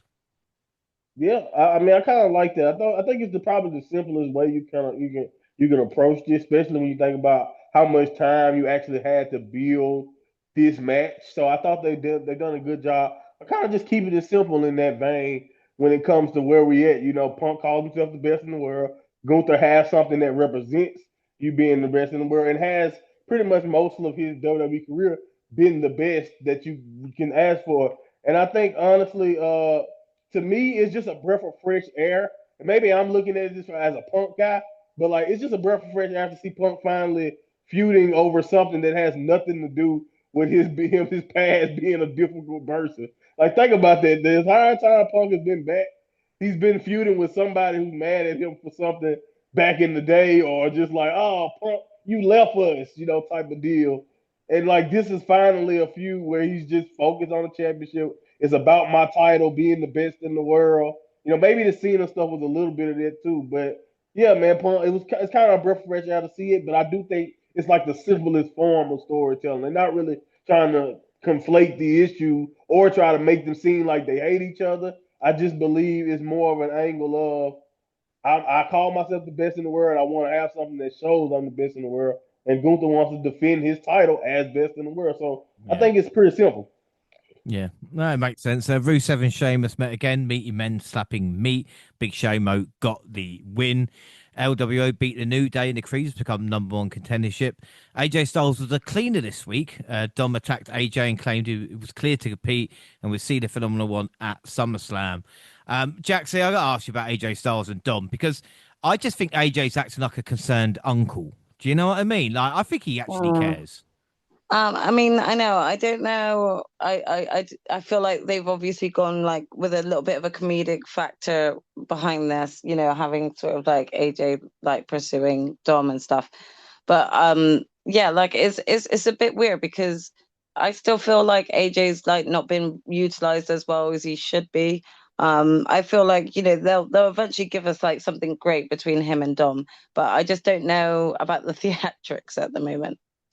Yeah, no, it seems a bit odd at this moment in time. A-Town down under and no more. Theory is injured. It will be no count out, no disqualification match for the Intercontinental title at SummerSlam with stipulation that Lyra cannot challenge for the title ever again if she loses. The Judgment Day then defeated Bailey and Valkyrie to retain. I mean, fuck knows why they teamed. Even Lyra was going, I don't know why they put us together, Bailey, but I suppose, you know, we've got to have this match up. Karrion Kross beat Sami Zayn. Sami had taped ribs because Triple H loves it. I'm usually happy to see Chelsea Green, but not this week. She ruined EO versus Stephanie Vaquer. Rhea cleared the ring for the Hills, including Naomi. And then Paul Heyman, Bron Breakker, and Bronson Reed made their way to the ring for the show closing segment. The OTC made his way to the ring, show no fear in the face of a numbers disadvantage. Heyman greeted him, claiming, "I never want to be disrespectful or rude." Yeah, that's coming from Heyman, who was disrespectful and rude. They claimed he could fix it in the wake of Seth Rollins missing out for several months, with Roman saying, "You're not the wise man anymore. You're just a dumbass." He spoke to Breaker as well. He said, "A few years from now, when you're the man around here, he's going to take all the credit." He said, "You couldn't create the bloodline. No, that was God's work." Breaker stepped in between Reigns and Heyman, and Breaker said, "I'm the big dog now. I'm the top dog and future of WWE." They came to blows with the Hills beating them down, but Joe so made the save to a huge pop. Monty, I don't know what's more interesting here. Obviously, we talk about Roman Reigns' return, but it's positioning of Bron Breakker as like them saying, "Yes, he is the next guy." Like in 5 years' time, this is a guy main event WrestleMania. Like it's done now. Do you know what I mean? Barring injury or whatever. And that's the thing about the theories about self status. That's why I'm like I understand why, but like at the same time, WWE kind of the way they're kind of forcing him in the front of that group already to me kind of just feels like, well, no, self is hurting. We need somebody to keep this train going in this group. That's the way it feels. Now again, I don't know if that's the case. We'll obviously see as time goes on, but yeah, man, to me at first I thought they was almost setting up a one-on-one match already with Roman and Braun the way he was talking because it was just like you said, such a passing of the torch type of deal. But to me, again, like I said, first of all, Jey Uso pop, he lost the belt and it ain't stopping nothing. No. That's still like an Austin level like reaction he get on a weekly basis. I love it. I'm glad that he's still over like that. But you know, again, I'm not. The biggest takeaway from this whole thing to me, other than of course Roman being back and doing that, is that Roman would never ever take accountability for his role in like the bloodline biz. Because like you can blame it all on Paul. And the Usos were telling them, you know, we know if you remember the story, the Usos told him from the beginning that Paul was a snake, especially Jay and all that. Like once they kind of turned, they were already told him that. But you know, to kind of blame it all on Paul and destroying the bloodline, it's like no, Roman, you definitely played a big factor and why you ended up all alone and titleless. But I will say though, again, the interesting thing about this, like you said, was kind of looking at Braun Breaker and seeing them show that no, a few years from now, or however long when that's coming, it's obviously going to be his place, and you gotta love that. Again, I'm going to mention it again. You mentioned my boy Mello actually having a match. It'd be nice if we could get that type of foresight into his future or guys like that future. But no, we know Braun is going to probably be at the top of this card in the future, and he deserves it because I do think he's been a no-brainer type of star so far. So that was the dopest part about this, kind of seeing Roman look into the next guy who's going to be in that spot. And like you don't get that often this soon, in my opinion, where you can kind of see those two, the future of the future guy and then the current guy looking at each other like that in that vein. I think it was kind of dope to get that point of view. Yeah, without a doubt. SmackDown started with a 10 bell salute for Hulk Hogan. And I take back what I said last time about wanting more talk shows. Impulsive TV is not the fucking answer. I mean, the question is, well, has Jelly Roll really inspired millions? Like, again, that's a genuine question. That's not being a dickhead. It's like, if it's millions, then fair fucking play to you. Maybe hundreds. I don't know. Bliss beat Perez. I don't know. I don't listen to music. I mean, I know I'm not speaking to the wrong people. I don't know here, his story, so yeah. I'm sure he's inspired somebody. I'm sure he's a tattoo Jesus, right? I'm sure he is. All right, we'll just leave it. Bliss beat Perez. Cargill beat Green. Cody wanted the old John Cena back. Always reminds me, I know we should do impressions of people, but it always reminds me, I want the old Stone Cold. I always remember that. Anyway, The Miz slapped Jacob for 2 round the face and showed more fire than he has in years. Unfortunately, he slapped Jacob for 2 round the face, so he got fucked up. The MFT beat down Fatu after. But, I mean, Jaxie, it's weird, isn't it? Because Miz shows that kind of fire, and you go, where the fuck have you been? He's like, you took me out 6 weeks ago. And again, it would be nice if they let us know 6 weeks ago. Do you know what I mean? Yeah. Or why he's not about. Yeah, it's just kind of like, oh, things happen off camera that we're meant to know, apparently, So yeah, I mean, it's something refreshing for the Miz for sure. Yeah, no, without a doubt, and I honestly thought Aleister Black was going to say to Damian Priest, you think darkness is your ally, but you were merely adopted the dark. I was born in it, but he didn't. That's my Bane impression. Not great. Probably the best one is, it may be extremely painful for you. Anyway, Kiani James is now with Julia. So, Monty, I know you're worried about Kiani James. Just comes walking out with Julia. We're like, oh, okay, is that what we're doing now? It makes sense, I suppose. Never explained what happened to her. She got drafted like Raw, I think, and then she just pop up managing on SmackDown. Probably okay, yeah, good to see her. I guess great to see her. I didn't know she was fluent Japanese. Yeah, I didn't know that either. Yeah, you learn things. And the main event, Phoenix and Andrade versus the Wyatt Six. Nikki Cross pulled the referee to call the DQ. The rest of the tag team division showed up to fight. The Wyatts as a unit, but then Faxum took out DIY and it turned into a brawl. Nick Aldis eventually booked a TLC match for SummerSlam with 6 teams. I don't think you can fit any more teams into this matchup. But Jaxie, I'll ask you this because, again, we've got all these teams. And yet it's like Rey Fenix and Andrade that is kind of got the focus. And I don't know if they're going to bring Penta into the fold, but it just seems a bit weird. Like Andrade is literally like a square peg in a round hole at the moment.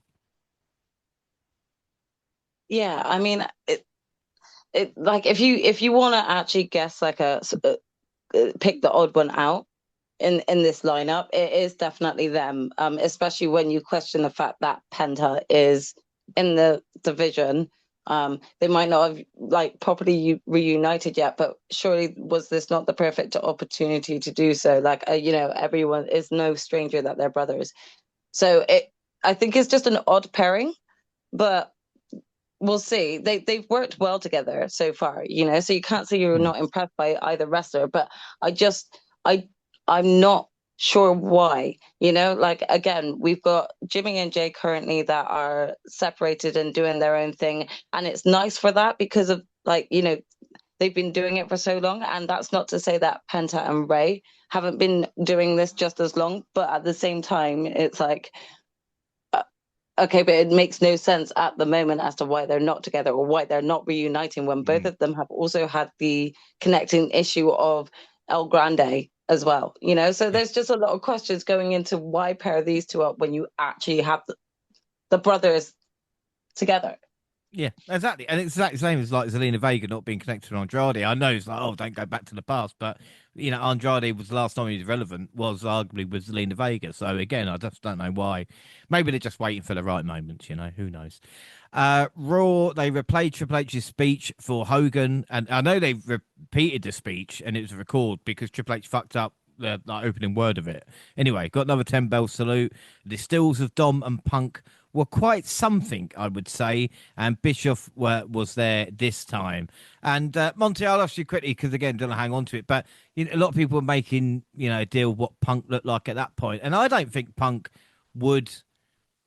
Again, I think he snaked his way in so much. I don't know if he'd affect that kind of corporate look he's got now, if you know what I mean. Yeah, I mean, I don't really have a problem with the way he looked. I mean, he did what I'm sure a lot of those people were doing. You know, you try to be respectful in that moment. You know, we all know how Punk felt about Hogan. He got interviews from many moons ago and talked about him like that recently. You know, I'm pretty sure if Seth Rollins was there, he would have did the exact same thing. So I just think, like I said, people hold Punk to an unrealistic standard. And like when we talk about WWE Unreal, he got criticized for that. And I'm just like, at this point, I believe we have too many people who saw the rebel that he was and thought that that means he did not care about WWE at all. He's not wanting like it's. I got a whole rant about the way people talk about Punk because it just don't make sense to me at this stage of his life and whatever because he is still a human. But yeah, man. I mean, I don't think it was that big a deal. I thought a lot of people you could see were doing their best to kind of just be as professional as you can be while you had to do what you got to do. I don't know if anybody, and this is another thing. I wonder how many people, especially on the internet, how many of these people actually have a job? Because do you know how much shit that you gotta just kind of grit your teeth or like sit through at work? Usually, it's most of your shift depending on what you do. So I don't know, man. Punk is gonna get hated on no matter what by sections of the audience. You know, so it is what it is. Yeah, I agree with you. Heyman told Jay that loving your family will get you in trouble, but he loves him. And this led in the main event to Reed versus Uso, ending in DQ thanks to Braun. The OTC arrived to even the odds, but was leveled by Breaker. Braun even mocked one of the Tribal Chief's most famous promos, declaring that everyone works for him now. The Hill stood tall to close out the show after a devastating spear through the timekeeper position that helped build the heat towards the weekend. And then a really weird moment where Bronson Reed took Roman Reigns' trainers. Again, I'm sure there's a bigger moment for that. But I mean, Jackson, what are your thoughts? Because again, it's still odd because obviously how dominant Roman Reigns has been, even if it's like, oh, this has helped building it up to see him taken out the way he was by Bron Breakker. Yeah, I mean, was this the moment that like he also got his trainers taken? Yeah. It all happened in a It was weird just moment. that was a bit of a weird moment. That really took me back to like, and don't get me wrong, don't judge me when I say this, but that took me back to school days. Now, I'm not saying that's what happened in my school. What I'm saying is that is what you would see out of something from school, you know, like someone getting beaten up and then their trainers getting taken by the bully, you know. So huh? Let me be the American here and let you know that is one of the most. It's next to spitting in a man's face over here is taking their shoes or robbing them of their sneakers after you beat them up. That's the kind of energy Right. I got from it. So I'm trying to tell you Okay. like the messaging that I think it was. It's like, yeah, no, I'm taking your shoes. Now come get them back. And if you see Yeah, Bronson, he walking around carrying the shoes at SummerSlam right now. So yeah. that's used. It's kind of you're right. Schoolyard is where a lot of this Yeah, stuff start, but yeah, it's very street if you know what I mean. yeah. What just to add to that is like I found it very strange, obviously having had like sort of Roman come back just recently. You're not too sure whether or not this was like a good move against Roman, you know, like, or sort of like where they're going with him. However, that being said, that goes back to my earlier statement of at that moment, like how I had felt about Bronson, and just sort of staying stagnant, maybe. Um, And this kind of reinvigorated sort of like eyes looking at Bronson as well, not just Bron, you know? So who knows what's to come from this, but the statement was made, and like it wasn't just Bron that looked good at that in the outcome of that. It was actually Bronson that really stood out for me, especially with the trainer stealing. But now again, for me, instantly I was like, I need Roman versus Bronson 1-on-1, you know? Yeah, without a doubt. Elsewhere, the first bit of action was AJ and the Kabuki Warriors versus Rox Raquel and Dom at the Judgment Day. Styles pinned Mysterio. Sheamus beat Waller, but it was a shillelagh that did the damage swung by Rusev. And I don't know if you saw it, but the red mark across Sheamus, because obviously he marks up big anyway, but that looked awful. Lynch and Lyra, surprisingly, brawled. Who'd have thought that? Zayn and Cross had a sit down. If Cameron can beat him, Sammy will say what Cross wants him to. What a stipulation. No, do you know what I mean? Like, yeah, you can say what you're a poo-poo face. Anyway, you got a huge 8-woman tag match took place with Io, Stephanie, Ripley, and Nikki Bella. They beat Green and Hervis and Naomi. And then we got LWO versus JD for the tag titles. A late appearance by El Grande Americano, the Ludwig Kaiser version, and a second masked individual who suspiciously looked like Pete Dunne. Ultimately proved too much for the challengers to overcome, allowing Balor and McDonough to score the win. Monty, man, are they just, is this a rib at me, for my NXT UK guys now, that they're just going to mask them up?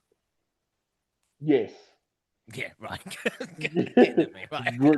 Great breeding America. You can't do Americano. What would the name even be?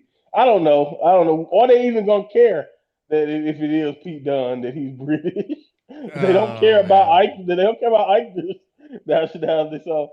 Oh man, I don't know, man. I don't even know where we're going at this point when it comes to this. You just be like, oh my gosh. But Grand American Kano, the gimmick, if you didn't know, is very, very over in Mexico. Mm-hmm. So I don't think we're gonna see less of this stuff going on. So yeah, we got to deal with it. Oh, good. I'm looking forward to Triple Mania. That'll be fun coming up. And finally on Raw, Gunther and Punk had the final face-off. The straight edge superstar responded to the ring general, telling him it dawned on him he doesn't want to be world heavyweight champion. He needs it. I don't drink, I don't do drugs, but I understand addiction because that is my addiction. And he pointed out the world title. You're right, I don't deserve to call myself best in the world. I've earned it, the number one contender said. Jaxie, I mean, what are your thoughts? Because again, we've spoken about it. It's between them, it's just about the world championship, but I think Punk can give these, promos that actually add a little bit oomph, when we talk about it. And it's like, I'm a little bit more interested now. Yeah, I mean, I think he's got a way of being able to win the crowd over with his words, but also like give voice to like the drive and the passion behind him, Again, this has been like something that he's continuously and openly discussed. This is what I want, and it's always evaded him, it's always eluded him, and it's like, you can see the despotism, and that sort of like feeds into the crowd, and like they then want to see that for him. So yeah, he's got a way with words, just like Cody does. Yeah, without a doubt. And then we got the SummerSlam kickoff, which was August 1st with Michael Cole hosting. And apparently it's all about moments now. That's what all that matters. It's moments. So just remember that for the future. Jey Uso came out first. He says he knows Steiner well. And there's something wrong with his right side. He got interrupted by Heyman, who was with Reed and Braun. And Jey made a quick exit. And Monty, I don't know if you saw this or not, but Jey was acting a little bit odd. And again, I don't know if it's maybe, a couple of libations beforehand or whatever it is, but I don't think he was right. Or maybe that's a gimmick. Yeah, I'm not sure. I'm with you. I'm not really sure exactly what it is. I don't know if they've seen because I've seen it. It's been a growing rise of people making this grand angle for Jey Uso to turn on Roman here, and I don't know. Maybe they're teasing some of those people with his antics. I do know, it was interesting for him to bring up him knowing Steiner or knowing Braun pretty well because they do travel together. Like people, when he wasn't on the road with Jim Uso, he was on the road with Braun. That's who he was riding with, and they were, working out and doing stuff together. So they do have a good relationship outside of what they're doing on TV. So I do understand some of the theories. It's just I don't know how much I agree with Jay trusting Paul. But I don't know. We'll see how that. I don't know if that necessarily. I don't know if what you're talking about have anything to actually do with that. That, like you said, it was just kind of awkward for some reason. But I don't know. Maybe it was early. Like you said, maybe he had too much going on because they be doing a lot at these big events, Mm. like signing stuff all day and stuff like that. They be doing a lot. So maybe that has something to do with it. You never really know, John. No, I mean, this is the second SummerSlam kickoff, for fuck's sake. Do you know what I mean? So, Exactly. I understand that. Style of Math is over. AJ Styles was next. And he's a true Southern gentleman. He said nice things about everybody and how important the scene match was at SummerSlam. Dom Hmm. followed as well, celebrating his 20-year anniversary with the company, which, again, all right, I'll give you that. And as I spoke about, AJ's just, like I say, a concerned uncle to Dom. That's all it is. Up Yeah, next was Uncle Ray. Allen. Yeah, I know, I know. Up next was Ray Ripley with a small crowd going nuts. She has not had a good history at the event. Io then joined, saying she wants revenge on Naomi. Jaxie, did you see? Did you see this? Did you see Naomi? She showed up on a fucking scooter. It seemed just Um, driving around. what is I it was- like that little briefcase looking thing that she yeah, just Yep. puts on? Like, yeah. I Yep. mean, he looks brilliant on it. I think on her Instagram, she even posted like Jimmy trying it, and he looked absolutely ridiculous on it. It was hilarious. Honestly, I'm not sure, but it's so entertaining what she's doing. And she says, look, she's unhinged, but she's not insane. She knows what she's got in front of her, which is, again, another great line. And then CM Punk next. And I tell you what, that video package about the Summer Punk has kind of changed my mind, I think. Production was a little bit off for this because it was a crowd shot of it, but basically just talking about Punk, the summers of Punk that we have seen, saying he hasn't won WWE gold in 12 years. Definitely not WWE gold. And he's at his best when his back is against the wall. And to be fair to him, Monty, as you know, he's had some great SummerSlam appearances. I'm not going to say Mr. SummerSlam, but definitely list of maybe even not top 5, top 10. Yeah, man. I mean, if you go through his match history, he's pretty consistent. Of just doing really good work at SummerSlam, like you mentioned. The Summers of Punk is a thing. It's just one of those things that is nice to have a nod to going into a match like this. Like you said, it gives the angle any extra pop you may need it. It gives you that by just thinking about considering some history. And I think that's what people forget. I don't know. Again, that's why you wonder when you look on the internet who the hell talking and how young they are. Because like I do think some people don't realize that whether he came back or not, he would have had an argument for the Hall of Fame.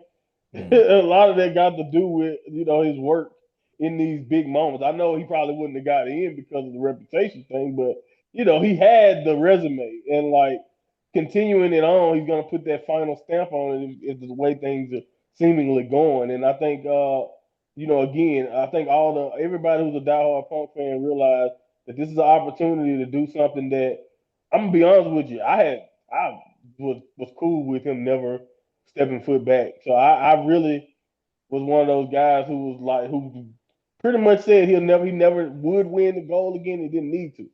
So mm, for him to be in this situation, I think it's really kind of cool when you really think about just how far away they really were. yeah. And especially when he talks about as well, like coming up on his 2-year anniversary of being back in WWE. It's like, fucking, it's 2 years already. Like, Right? he has got back into it. And as we spoke about with his feud, he said it's not personal, it's business. The Right. only other issue is he does think the ring has 4 ropes, but I think he meant 4 sides. But again, we don't worry about that. Ring General next, he says he doesn't fail. Everything he touches turn to gold. Failure is not an option for both. And that was it. I was expecting like Cody or Cena, but it was just Cole going, no, we wrapped up. And I was like, all right, fine. It wasn't really worth the 45 minutes I spent in my life on it, but still, what is SmackDown August 1st as well? John Cena started the show before he could say anything. Cody Rhodes arrived, and John told Cody, thank you. He said he brought in an idea 5 months ago. He gave up everything he worked for in his career, led to him being alone. Cena said he still wants to retire with a title, but not because he wants to ruin wrestling, because he doesn't want to be forgotten. He said this was the day he truly returned to WWE, and it would be the fans who win on Sunday when they fight. Rhodes asked for 2 beers, and they toasted like they'd never drunk beer before. But unlike when Steve Austin did it, it ended peacefully. Jaxie, what the fuck was this? I wasn't expecting This this. threw me. This threw me so much. I was like, huh? Yeah. Like, I'm very much, and being a podcast that does predictions, this threw me. I'm really confused on how to take this right now. Either John is doing a very good heel job at like trying to sweeten up the enemy before taking him down, playing mind games as such, or like they've done like a complete 180 and now try to turn him face. I'm not too sure. This was confusing. It was so confusing. Like, I mean, Monty, it wasn't even like he just came out of left field. Like, I don't know if they just discussed the idea, wherever it was, but it was just like, where has this been? I loved every second of it. Man, I loved every second of it. That damn John Cena, man. It's just one thing I will say. It wasn't because like I missed it while he was doing this heel run, but it's just like, in my opinion, for him to get that whole entire arena to not be looking at it as confused as you just pointed out, we all should be. He had that whole arena seeming not confused. You know what I'm saying? Like Mm. they were all they fell for every line, hook, line, and sinker. He was immediately him, and it just shows you just how natural that character he played for so long really is for him. So I just thought the promo itself was genius.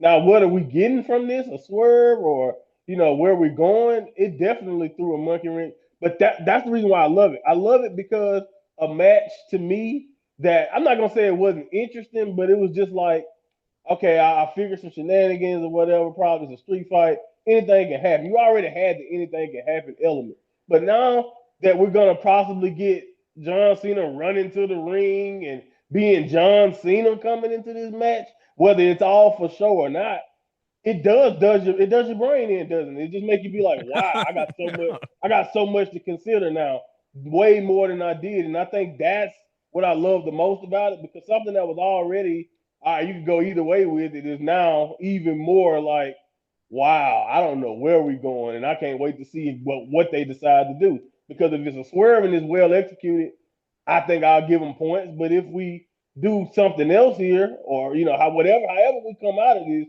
they got a chance to do something really good. Even though I do understand the confusion, because it is a confusing thing to do out of nowhere like that. But also, it just to me, everybody who had anything to say about his heel run, including us, he kind of just like said what we all were thinking, because when he started this run, we all thought about that Rock, Travis Scott, that whole little thing they had going, and that has not been the case. It really has been him alone being this a-hole version of himself.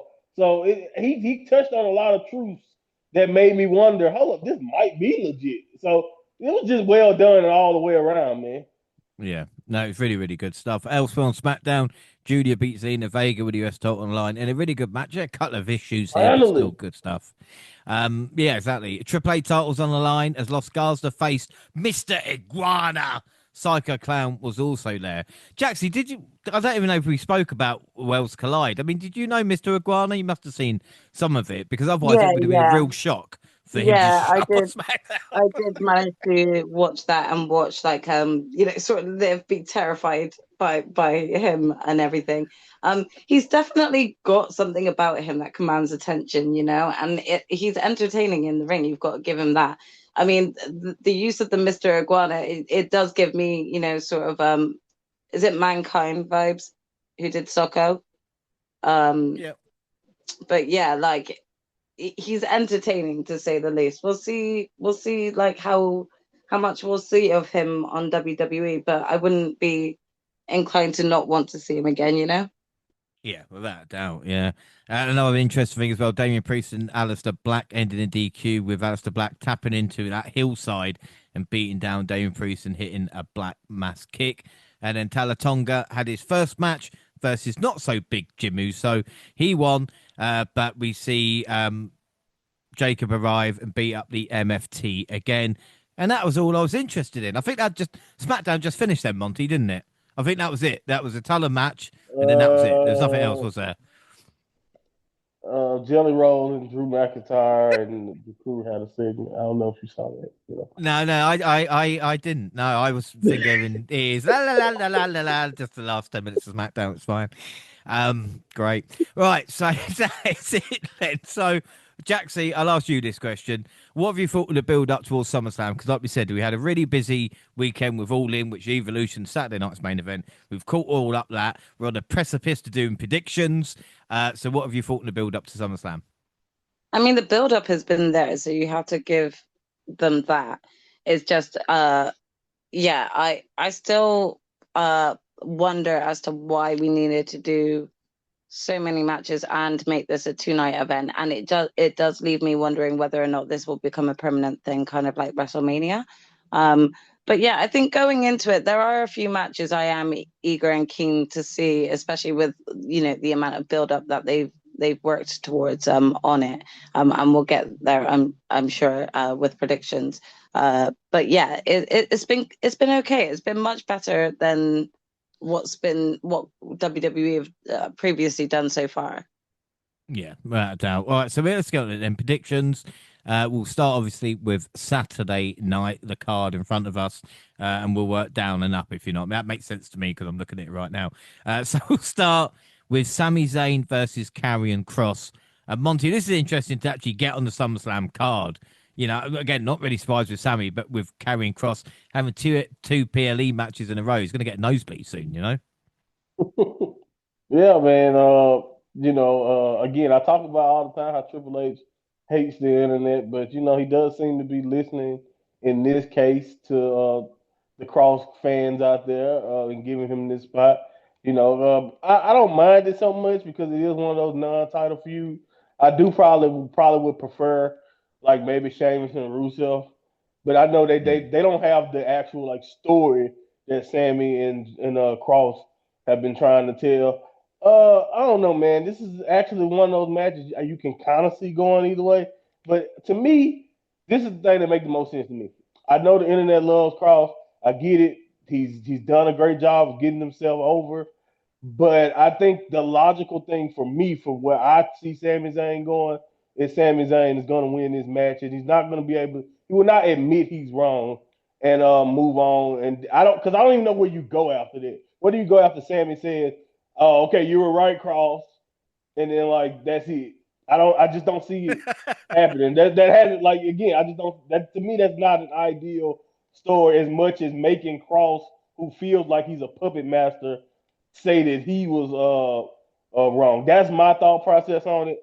And also, I just feel like Sammy, when he does get over the mountain, I want to see him do it as a babyface. I don't think I need to see him do it as a heel. He's been so pure and so good in that role. Him overcoming as a babyface is more satisfying to me. But I don't know. We'll see how it goes. But I'm sorry. I know this is kind of long-winded, but I think Sammy is the pick. No, that's fine. No, because again, some of these matches are quite interesting, aren't they? And again, the Zayn and Cross to see each other facing, with the result of the last match as well. Jaxie, you've got double work as well because you've got Gina's, haven't you? I do indeed. She sent them to me earlier. Okay, awesome. So if you give me your prediction and then Gina's afterwards, and then I'll jot both down. Mm-hmm.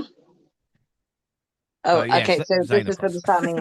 So again, I chose wrong last time. And I don't know. I feel like that this has been a bit of a slow build up, but I feel like there's a story brewing there. And so for that reason alone, I myself am going with Karrion Kross for the win. Mm-hmm. I'm just going back to purples. Sorry, she's also gone Karrion Kross. Yeah. Now I'm going to go Karrion Kross as well. The only reason I've gone for it, and again, it's going to sound really, really silly. Obviously, Zayn is injured, but probably come through that. But they've already had, this is the second match. Cross Card needs a victory to have that rubber match. Might not happen. Again, Cross's contract's running up in August, apparently, so this might just be it. But yeah, I've gone Karrion Kross with that one. Next up is the tag team titles on the Women's Tag Team Championship. Raquel Rodriguez, Roxanne Perez versus Alexa Bliss and Charlotte Flair. Jaxie, what were you going for in this one? I mean, so my thoughts on this, I still feel like this is an odd pairing, and I also kind of still don't understand why they've paired these two together. However, I just feel like they're just kind of pushing this to actually be a legitimate team. Um, I'm I'm going with Alexa and Charlotte to pick up the win on this one. Even though I'm not like the hugest fan of it. And what about Gina? Yep, she's also gone the same, Charlotte and Alexa. Yeah, Monty. I mean, this one's quite, I don't want to say easy to predict and probably get fucking wrong, but do you know what I mean? It seems to make the story go a little bit longer. Yeah, I mean, again, it's like I said earlier. To me, the only two active storylines in the tag division, really, that's kind of seemingly getting any type of story focus. And I know the tag belts don't really. To be fair, if it's one time you probably can throw stories out, it is the tag belt because Triple H don't focus on storylines in the tag division really. But the fact that they are giving Charlotte and Alexa so much focus and Charlotte has kind of mentioned this is the most fun she's ever had right now doing this stuff with Alexa. So they seem to really be putting stuff behind it. And also, I forgot, like, so Charlotte has been a tag champion, but it was like that little run with Oscar that she kind of had. She's never really did this with like somebody that you give a legitimate attachment to her as a tag team. So to me, I think it's a good opportunity to do it. If you're not gonna put either one of these women in the world title picture, why not do this? And I do think you also got enough time and storyline between whenever we get to live or whatever. That Roxanne and Raquel, if you need the belt or if you got to do that, they can get it back. I just think the moment, and I do think SummerSlam is a good time to go ahead and crown these women. And I just don't see, I also don't see them losing two big matches in a row. It is Charlotte. Yeah, no, I completely agree with you. I think Charlotte Bliss need to win here. It's a bit of a shame for Rox and Raquel, and obviously you got the Judgment Day with all the gold at the moment. But I think this is a story. In a month's time, they can switch the titles back, can't they? With Charlotte turning on Bliss or whatever it is. Also, I want to add they've had like 5 defenses and like this is the most they've ever defended it. So like I do think some of that activity is to legitimize the reign a little bit before you pass it over. Maybe I'm tripping, but like they had 3 weeks in a row. Like you said, even the Bailey match was like a forced title defense. Where it's like Raquel and Roxanne are wrestling every week at this point. So that kind of to me felt like a sign that it's changing too. Yeah, that is true. All right, next match I'll take. Clear my throat for it. Randy Orton and Jelly Roll versus Drew McIntyre and Logan Paul. I'm a huge Drew McIntyre fan. I'm a massive Drew McIntyre fan, but I am so disinterested in this matchup. Not just because of the celebrity involvement, but I always think if celebrity is going to be involved, then have someone like The Miz. You know, don't use someone who Drew McIntyre, who should be a main event talent. Again, I don't give a fuck if McIntyre and Orton are saying, oh, we really fucking enjoy this. It's bollocks, you know? It's not great. Logan's there. It's fucking awful. Like I said, this matchup is just going to be your normal WrestleMania / celebrity involvement. Drew McIntyre is going to get hit by fucking chokeslam by Jelly Roll. It's going to be the most embarrassing thing. The only thing I hope is after the loss, if Logan gets in Drew's face, Drew fucking claymores him, the reaction that it would get and set Drew on the face front. But then again, baby faces at the moment in WWE are pretty hot. So it's a bit difficult for Drew. But again, I don't know. I'm just trying to get the best. But anyway, it's going to be Jelly Roll and Randy Orton's going to fucking win. I know it is. Monty, what about you? I think he can get away with kicking Logan and still be an asshole, to be honest. I think people like he'll get a great pop, but like he can be a heel next week and nobody would be mad because we all would be justified. Oh yeah, Logan's an a-hole, we get it. But anyway, yeah, I'm with you, man. I don't see the celebrity losing, man. Especially with a guy like Randy, he can finish the match at any time. I'm with you. Either it's gonna be a choke slam to Drew or one of those. I think he did a black hole, boss man type of slam too. So that's probably gonna happen. I think Jelly Roll is gonna do something that's quite kind of sort of impressive because I will give him this credit. I give every celebrity their credit, but like from what I've been hearing and what he's been saying on podcasts, He's been getting in shape. He's lost a lot of weight. He's been taking this very seriously, and I do like that in a sense. But I'm never gonna put too much stock in the celebrity matches. So but like I said, at this point, the way, like you said, what you said, James, it's all about moments, and I think this is the definition of where WWE is when it comes to that point of view. Is that even if we are killing off or making one of our biggest or best heels look weak in the process, at least we got this great moment. So we're gonna keep moments in this, and Jelly Roll and Randy will win. Yeah, exactly. Jaxie, what are your thoughts?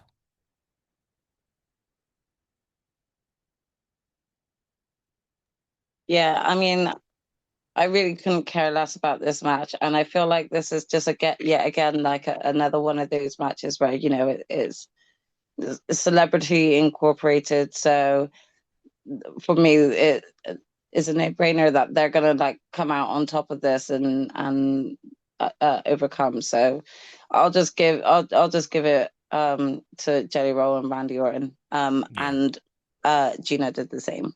Yeah, I was thought so as well. Up next, Roman Reigns and Jey Uso versus Bron Breakker and Bronson Reed with Paul Heyman. Now, Jaxie, has your opinion on this match changed from the past couple of weeks after what has happened to Roman Reigns and Jey Uso?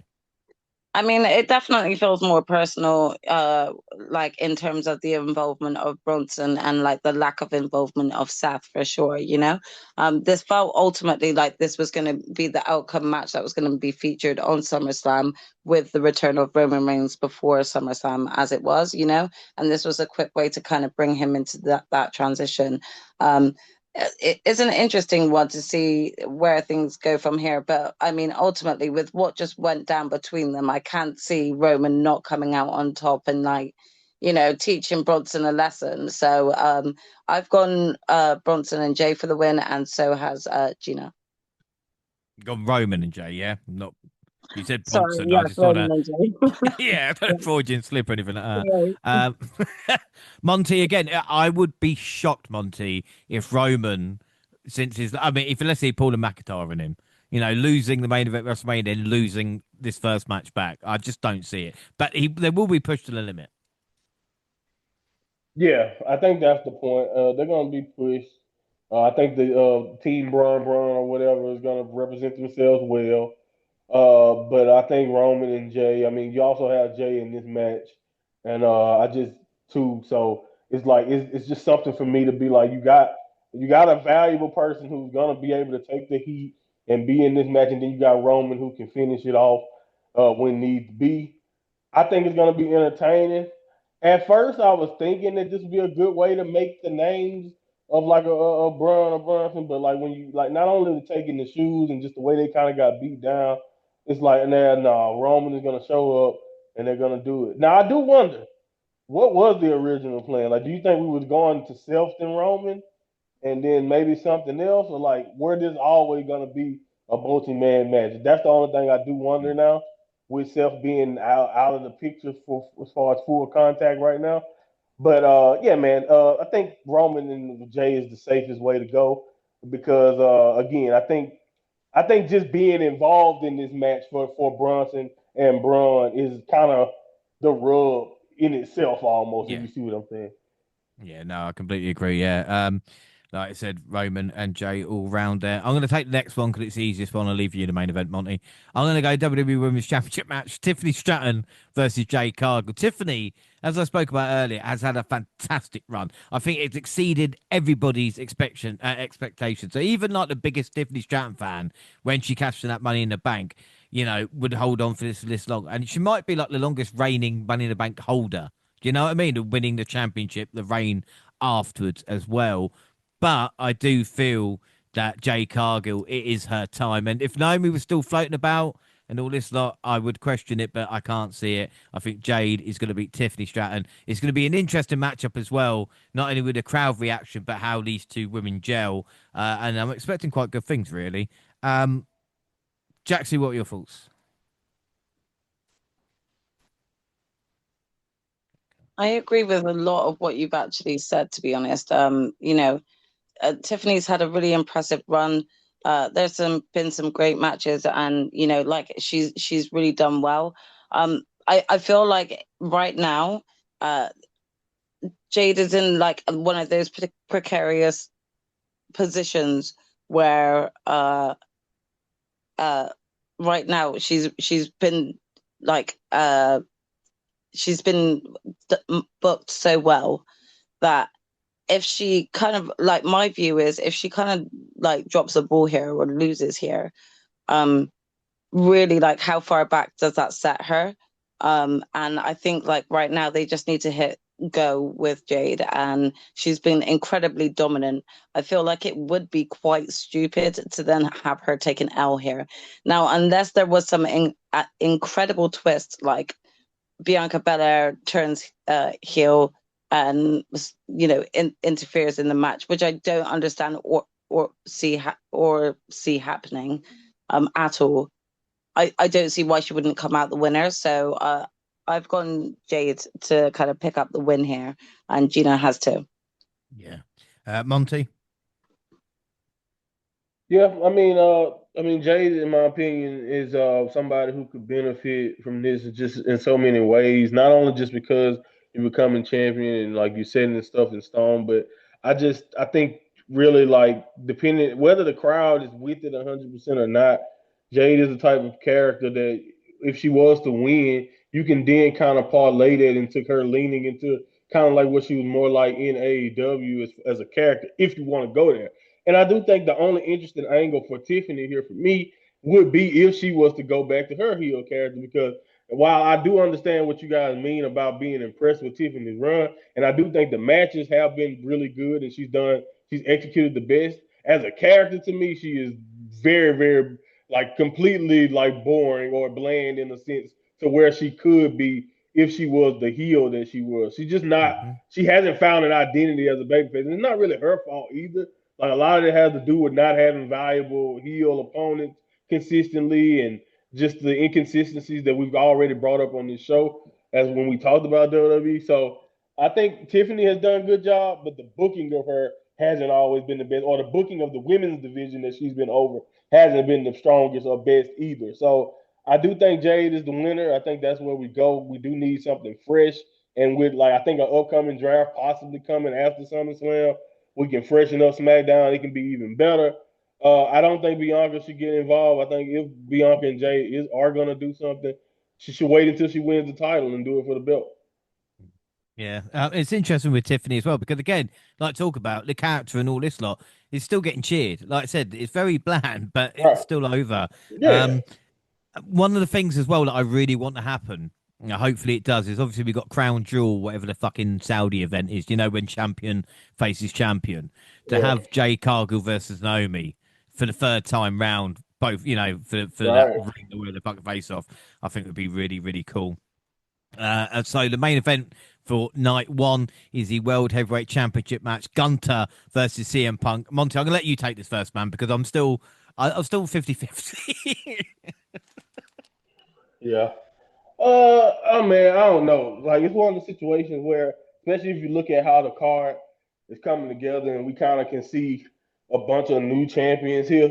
It's like, do you book that last one too, in a sense? But to me, as we're talking about night two, I think I kind of see a card where we get a bunch of new champions, and we might get all retains or something in a sense. I'm not saying that's what we've been, but I don't know. But for the next night, so it's very weird. But to me, with Gunther's situation, Gunther is very hard to ever predict against. He really is. It's almost safe to lose and it's safe to go with Gunther and just lose than it is to bet against him because that's just how much he wins. And I don't know. I understand people's theories about a Seth Rollins appearance if that was to happen, but to me, it's gonna hurt. Either way it happens, if that was to happen here, Punk has to win, right? Because that's who he should be holding. That's who we should be screwing out of the situation, in my opinion, if they decide to do it. I don't know exactly how we're gonna play it with Seth Rollins, if that's even really there. But to me, I'm gonna go with Punk. I'm a little biased here. It'd be nice to see him with the world title, even if it is taken away from him too. I don't know if that's where we're going, but if that's where we are going, I'm down for the ride. But to me, I just don't know where we go to me after this with Gunther because of where we are currently on Raw. And maybe I'm wrong, and like I said, maybe a draft coming, and that's how we freshen it up for Gunther. But to me, it's like, especially since we don't know when a Dragunov or somebody like that is coming back, who is the top level babyface that's not Punk or like Jey Uso that he haven't really fought that we can believe is a true contender. I mean, I guess you can go Penta, but like after that, where are we going as far as baby faces currently for Gunther, which would be, where we would go next for him, right? But for Punk, in my opinion, I feel like you got, of course, the Braun, you got other options, you got just fresh matchups you can make too for Punk that can, as a fighting babyface champion, if they decide to run with it, or of course, like I mentioned, you got the self angle to play. So I just feel like there's more options with Punk, and to me, I hate going against Gunther because again, he never loses. But to me too, I feel like SummerSlam, him losing, wouldn't hurt as much as same thing, kind of like with the Jey Uso thing, in my opinion, don't kill Gunther as much. Because again, it's kind of like we talked about as far as like him overall, like he's only lost like 4 times in his career. Yeah, but how do you do it? That's the thing. I mean, Jaxie, I don't know about you, but it's like, how do you do it with Gunther? Do you have like the Anaconda Vice and him passing out again? Because again, I can't fathom like him getting pinned with just like a GTS, even though that's good. Yeah. Pulling something out. Yeah. I just don't look what they've had. Yeah, Sammy had to pull out something out, didn't he? Yeah. I mean, it's really difficult to kind of imagine like how Gunther could take an L here, and I am taking a risk by choosing CM Punk to pick up the win here because, I'm not too sure, but I feel like, as you guys said, there's more potential for matches across like Survivor Series with Punk potentially being the champion, and the sort of opponents he could be facing compared to like what I can envision right now for Gunther and potential opponents right now. But I could just see this maybe like being one of those things where it's like 2 GTSs and then one more top rope GTS or something ridiculous like that. Yeah, something crazy. Or just something like that. So I'm taking a risk, but I'm gonna go with Punk here. But I wonder, this isn't like a prediction, so my prediction is Punk, but I do wonder and there's a part of me that wonders whether or not they're making a bigger deal about Seth Rollins' injury. And if they are, I wonder whether or not the moment that Punk wins, Seth could potentially just run in and cash in. That's a thought of mine, but that's not a prediction. I'm going with CM Punk to win, but I just wonder if, we'll see. And then Gina's what has she put? She's gone with Gunther to retain, and she's actually put a note here saying Seth is going to come out and fuck things up for Punk, continuing their feud. But this is the thing. The Seth Rollins is a big thing, and I'll tell you what, if he cashes in tonight and they have played us with this, then it is one of the greatest kind of stories or swerves they've given the fans in a long time. It also just continues that reign that Seth has at really being the most opportunistic with his cash-ins and giving the most stunning, like surprising cash-ins, I would say, because this would be a big surprise no one's expecting. So it would be Imagine Punk hits that fucking, the second or third GTS, goes for the cover before he does, burn it down, and Seth comes fucking running out. Do you know what I mean? Costing Punk. But like even more so, what if Seth like allowed him to win just so Seth could be the one to take it from him and pin him?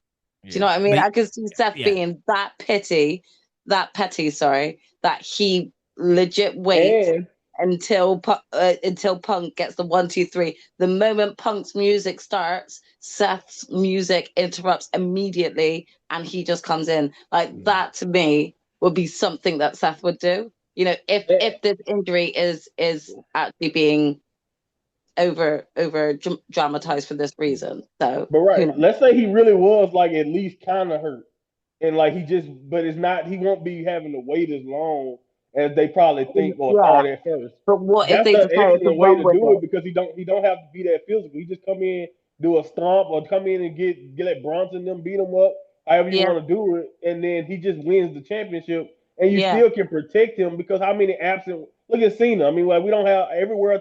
The world champion don't fight on Raw or whatever anyway consistently. yeah, So you can still protect self and do it, in my opinion, until he's ready to actually defend it and get in the ring. If it's yeah. like I said, a lesser injury than they thought than they think. Well, Mm.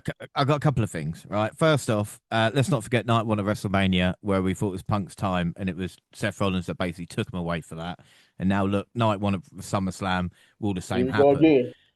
But my only issue with Seth, and again, they've not announced how long the injury is, and usually by this point they would have announced something. Do you know what I mean? As in, if he's had an MRI, whether it is, even if it's swelling's gone down, he would have had a scan. We would have got certain months time. Maybe they haven't done that. My only thing nagging me about why Seth won't cash in is because of LA Knight. If you look at LA Knight's drop off since Saturday night's main event, yes, he was involved in that gauntlet match. He has not been featured since. Yeah, And in my mind, it's like the Cross and Zayn match maybe would have been LA Knight versus Seth, because obviously Knight got the win in the first one, and then they've redone it then. I don't understand why LA Knight is just not but featured that's at all, that's what you made me know? think he was hurt for real. Because it's Yeah. like because I'm like you drop you end the storyline earlier than it was meant to be, and like you don't know what to do with him. If you see what I'm trying to say, Yeah, why? yeah, Because you had plans and it's gone. That's what my theory was originally. Like, where does he fit in now? After the injury, but like you said, it's 100%. He can screw it up, like you said, in that fashion because it would make sense. It would yeah. make sense. Well, I'm gonna go see him Punk. I'm gonna Summer of Punk. Nice ending with him holding that championship, and like I said, Gunther wins it back in a month's time or something like that because you got to carry on the percentage. Like you I can't hate drop when Gina's past the only one, by the way. 75. I know it makes me, and again, why go against Gunter? Like he's only been beaten 4 times in 5 years, but I'm going to think he's going to lose again. We're all thinking that apart from Gina. So that's night one. Should say SummerSlam gets underway in about 35 minutes. So we've got night two of predictions to do, and then we are all ready for the big show. So Sunday night, WWE Tag Team Titles, 6-pack TLC match for the Tag Team Titles. White Six versus the Street Profits versus Motorship Machine Guns versus DOI versus Fraxium versus Andrade and Ray Phoenix. Jaxie, I'll start you off on this one. This TLC should be bonkers as well. Yeah, this is going to be absolutely crazy. And if this opens on night two, I can imagine it to just be a wild one. Definitely be prepared for this to potentially be one that you need to rewatch just to actually catch everything that went down because there are so many teams. But I think ultimately we've just sort of had a recent title change. Both Gina and I have gone with the Wyatt Six to retain. I'm still keen and eager to see more of what they can do. We haven't really had that much in terms of promo material and personality come across in promos yet. So I'm hoping that as a result of them retaining, we may get to actually have a bit more of a creative story come to fruition. So I'm going to keep them in the title picture, and we've both chosen them to retain. Monty? Yeah, this is actually tougher than you think because the Street Profits won their first insane ladder match, and I would like them to win it again, but like just losing the belts as fast as they did is like, oh, okay, we right back to the same square that we were in. And I kind of feel like that about the Y6, but at the same time, it's like where do you go? Like, do you crown Fraxium here? I know they're probably gonna do something to stand out, but like you got so many great talents in this ring in this match that's gonna probably do crazy stuff. It's kind of hard to see where the cards fall. But what decided it for me, and I don't know if anybody considered this, but I know we got 12 people out there, but this is a ladder match. The Y6 got numbers on their side. Like I mean, I would be if Uncle Howdy and the crew all don't get involved. I would be very surprised and like disappointed because you had the numbers on your side. So I think that's going to play the factor. and that's why the Wild Six will most likely retain, despite so many contenders in this one. But if we do crown a new champ with Fraction or maybe even Andrade and Ray Phoenix, I mean, I'm pretty sure with the story, us getting there is going to be so insane that none of us will really complain. But yeah, I don't know about hot potato. I mean, these belts have changed hands over the last how many months? What, 6 or 7 times? So I don't know if we need to keep hot potato in it, but this is the perfect time to do it in a 12-man ladder match. I don't know if I sound like an old guy, but the first few TLC matches were always title changes, but I just feel with 6 teams, there's not one face team that's kind of sticking out. Do you know what I mean? Yeah, that's my There's problem not too. Yeah, there's not one team that I'm going, oh, they're like you said, I would love to say Fraxium, but they haven't got the momentum to get that kind of big pop. And like you said, with the White Six there, I think it's going to be hella fun. There'll be loads of fucking, shit going on. Like you said as well, if it starts the show, it should be really, really good. So, yeah, I think we're all going to go White Six there. Women's Intercontinental Championship, no disqualification match, Becky Lynch versus Lyra Valkyria next. And Monty, again, this is a difficult one because let's not forget, if Lyra loses, she can never challenge for the title again. Yeah, and I think that stipulation definitely made me consider Lyra way more than I was going into it, and that's the one. This is one of those matches from night two, kind of like the main event, where I'm like, I can see it going either way and working out, and because the arc kind of started at Mania, and then here we are at SummerSlam, where Lyra, getting the victory and getting right back onto the mountain.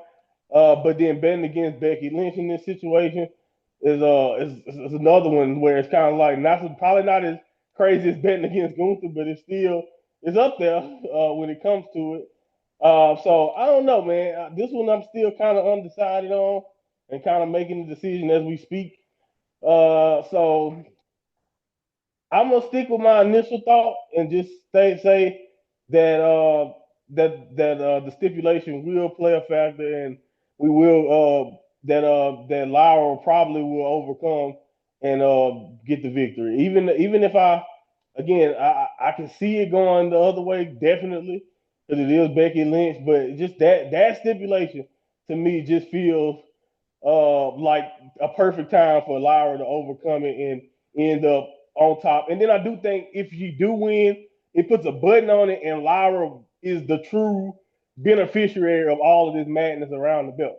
Now, unless we get a swerve and some Bailey stuff going on here, which I guess could still happen, then I'll just take the L on the chin and just be wrong. But yeah, I'm gonna say Lyra actually regains it and continues her run. Jaxie?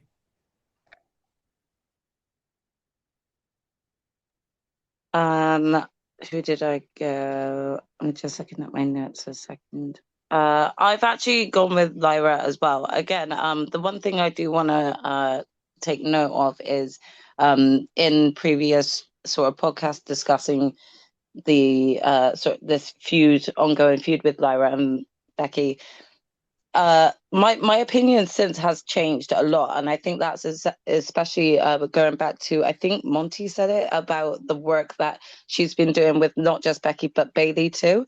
She's becoming a lot more interesting to watch in the ring, and you can actually see a lot more personality coming out within her promos as well. So yeah, I'm really intrigued going into this match, but I am going with Lyra to take this because I do believe that she could potentially continue making it something. And Becky's given her that platform and that opportunity to work towards it and work hard for it.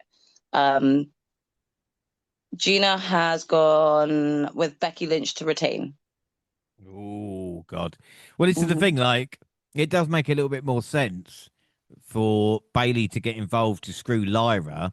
They continue the Bailey Lyra feud and then Lynch can carry on with the championship with someone else. Because it's just what happens. Lyra beats Lynch, and then what's next to Becky? Does she go away for a little bit? Does she, is it turn her attention elsewhere? Where? Yeah. What is she doing? But again, I'm going to go Lyra because, again, not to ruin the rest of the predictions, but I don't think a lot of titles are going to change hands, as Monty mentioned. So I'll go Lyra in this one. But again, I wouldn't be surprised if Bailey did show up, Up next, United States Championship match, steel cage, Solo Sikoa versus Jacob for 2. Now, I have been completely wrong when it comes to Solo and Jacob for this feud.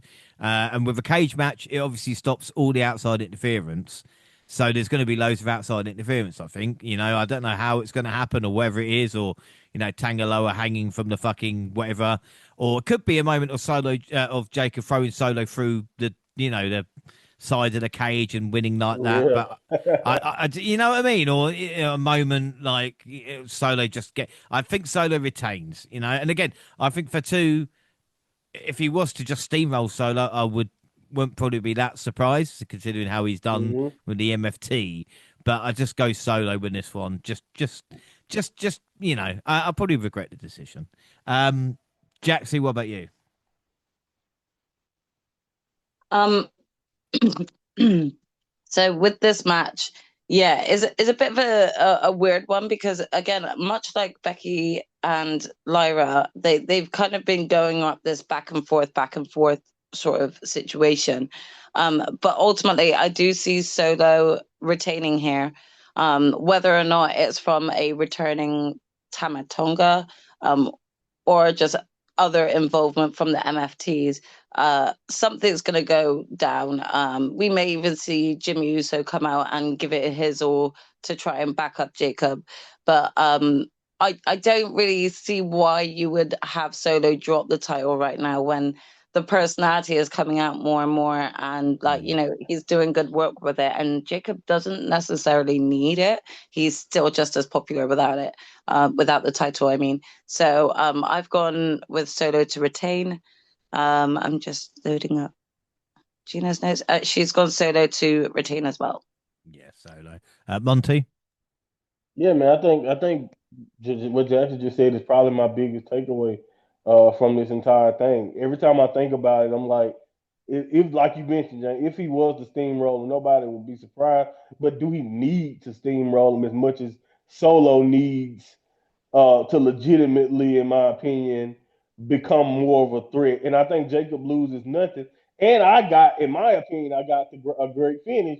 I'm not saying they're gonna do it, but Solo pointedly pointed out that we know about we saw about them trying to get Jacob arrested. He pointed out once a convict, always a convict type of thing.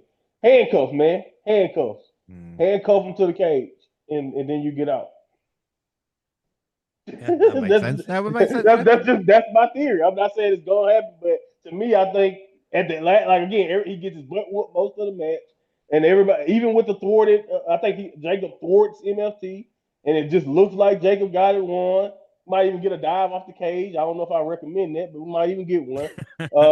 But I think the way you get across it is somebody or Tyler or somebody throws cuffs, or they have cuffs planted in there, and Solo locks him and makes it to where he can't escape to get out, and he escapes.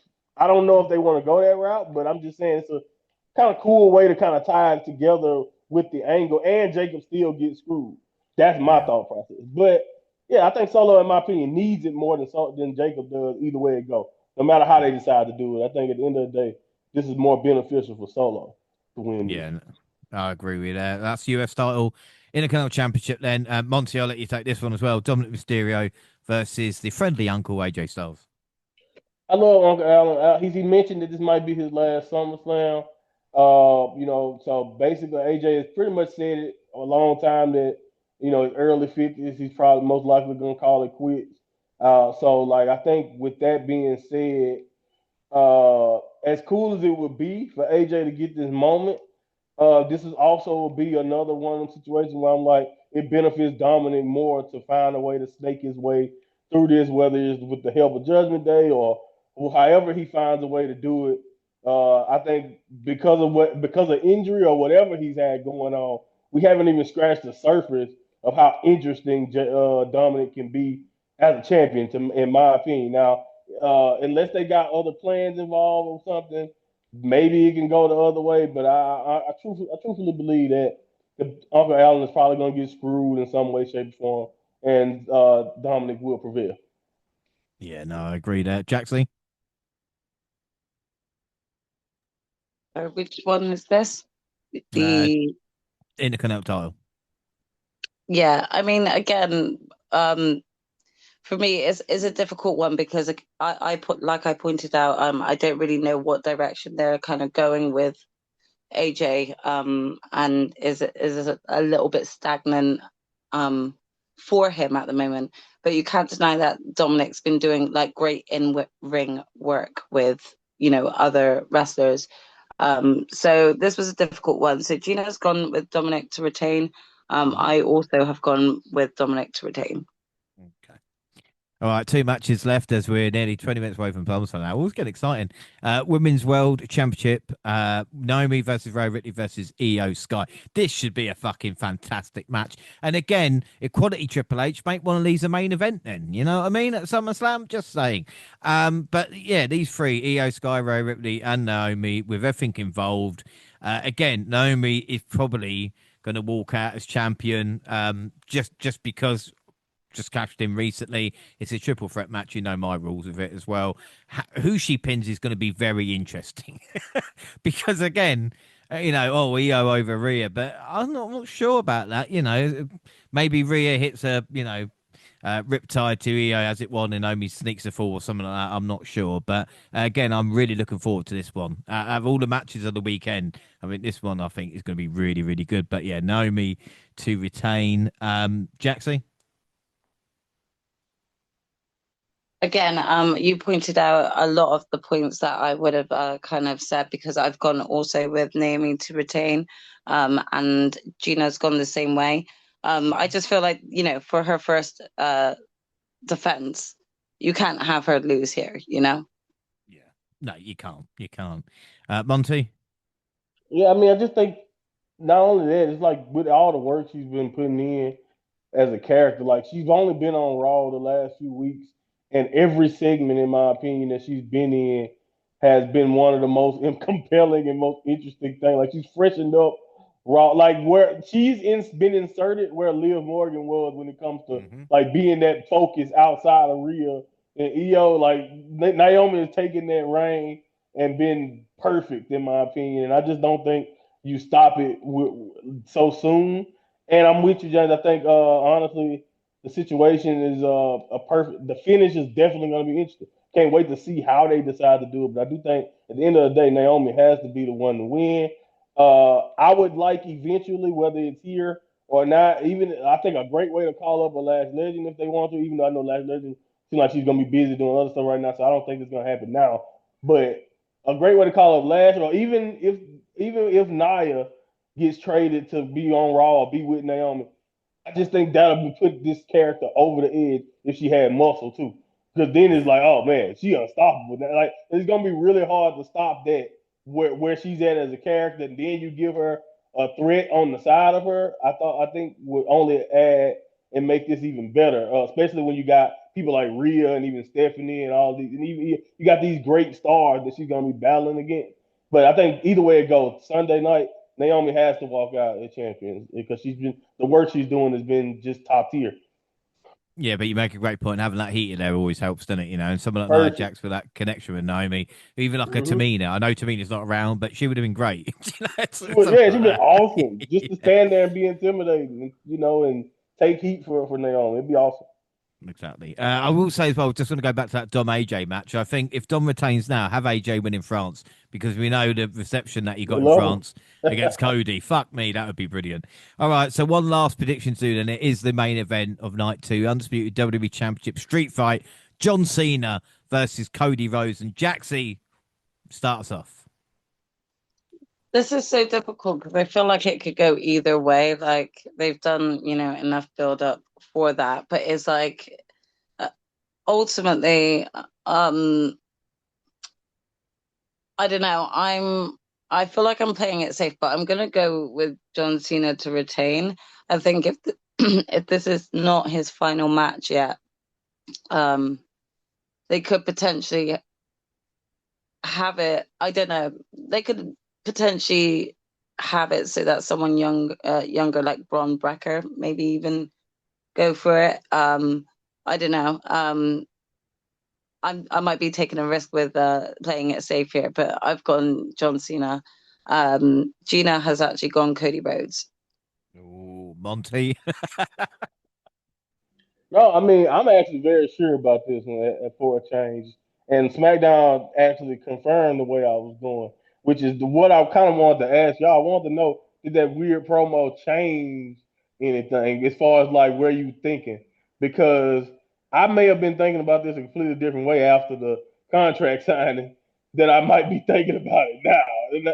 Like, I don't know, if that might just be me, but like that promo kind of, and maybe that's the problem. Maybe I'm going to get screwed because of it, but I'm sticking with Cena, man. I'm gonna say Cena is gonna retain no matter what, whether it's a big swerve and he still dick kicks him again, or whether he doesn't do it and it's just gonna be Super Cena versus Cody or whatever. However, or we get some type of swerve where the final boss does make an appearance, which I doubt because I know he's doing the Martin Scorsese stuff, so I doubt he's gonna be involved at all.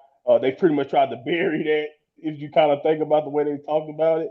But yeah, man. So I don't know, man. I see Cena walking out as champion some way, somehow, and I think we're actually getting a trilogy. I think no matter what happens, I think the third Cody Rhodes match might end up being Cena's very last match later, where where we'll determine whether Cena gets to walk away with it. I could be wrong now, but that's where it feels like we're going after that promo. I don't know what version of Cena we're gonna get after this or how this is gonna turn out. I can't even imagine this finish. But initially with the street fight, I was saying Cody's gonna do whatever it takes and he's gonna take it back. But after that Cena promo and just thinking about it harder, and maybe I'm overthinking it, I say Cena walks out as champion despite it all, no matter what, whether it's some type of heel way to do it or whatever happens. I just don't. I think they're gonna make Cody wait a little bit longer. Well, this is the thing. I thought Cody was dead set. You know, to book the rematch for WrestleMania, to have Right. everything coming, and then there was two things that happened that's changed my mind on it. One of them was a promo on SmackDown, and one of them is just looking at John Cena's dates and what he has left, and Mm-hmm. he's booked solid from after SummerSlam up until Clash in Paris on every Raw and every SmackDown, which makes me think Think he's going to about it. be a pretty big part of it if he's Right. going to, you know what I mean? You know, if he's going to be booked on all of them, and then there's a bit of a gap in between, you know, where, you know, obviously October, and then I think Survivor Series appearance, and then obviously his last match. But like you said, Cody has to beat Cena, I feel, you know? Yes. But like you said, I don't see it happening at SummerSlam. I've heard people say it might be a double turn with Cody turning on John Cena. I would be very surprised if that Yes, was to bro. happen. Again, who knows? Who knows? But And yeah, I what does think Cody gain, in my opinion, doing it now? Like turning it in the last match, in my opinion, I can probably see. But now, I don't know. It just, I don't know. To me, I don't know how much Cody turning heel now makes sense to me. But maybe I'm looking at it a little too deeply, but I don't know. That's my only thing about it now is like I don't know if you turn Cody yet. I think he needs to be pushed there, and I don't know if they've done enough quite yet to push him there, but I could be wrong. yeah, it'd be interesting to see what they do. Cody loses, and then you know what is the story after? Does he go away and then come back and wants another Yeah, title shot again? Do you know what I mean? So they I are. think that's It's a a more compelling way for him to turn anyway, too, for him to fail again, in my opinion. Well, this is the thing with Cena losing. It's like, and then turning face. It's like, oh, I had everything, and now I haven't. I'll come back to you guys. Do you know what I mean? Like, at least Right. what he did on SmackDown made a little bit of sense. Because again, the old John Cena versus Cody Rhodes 1-on-1 with Cena winning. You know, and Cody being like, "Look, you were the better man," being the old John Cena. Mm-hmm. But again, I just don't know. Like, I'll go Cena at this moment in time, but who knows? You know, like I said, I've Who Cena's knows? got a little bit more on him, but you know, but I think that's it. So we're wow, just over 10 minutes away from SummerSlam, and that is it. I think we've done pretty well there to cover everything and do predictions. Jax, are you happy? All happy, Yeah, ready there we to go. go. That's all that matters. Well, let's take this home then. That is it. Don't forget, we're across all social media, X at the WNR Podcast. I'm at the WNR Pod James. You can find the entire WNR team on the banner. Also now on Blue Sky, WNR Podcast, and Reddit. Monty, where can people find and follow you? They can find me at my Monty Pod on X, and I just want to let y'all know that there was a study done. on X saying that almost 76% of users on X right now or Twitter are bots. So you might be arguing with a bot. I'm done arguing with you idiots. That's all I'm saying. That's all that shows me. Whether you real or not, I'm done arguing with you because I ain't finna be out here arguing with AI. Yeah, that's true. Jaxie? You can find me on Twitter and Twitch at Jaxie Scarlett. Perfect. The Double North on Facebook and Instagram. Send us an email at doublepodcast@gmail.com and YouTube Podcast. At the same time, you usually do SoundCloud on your phone, also Spotify and iTunes, where you can download, subscribe, rate, and review there.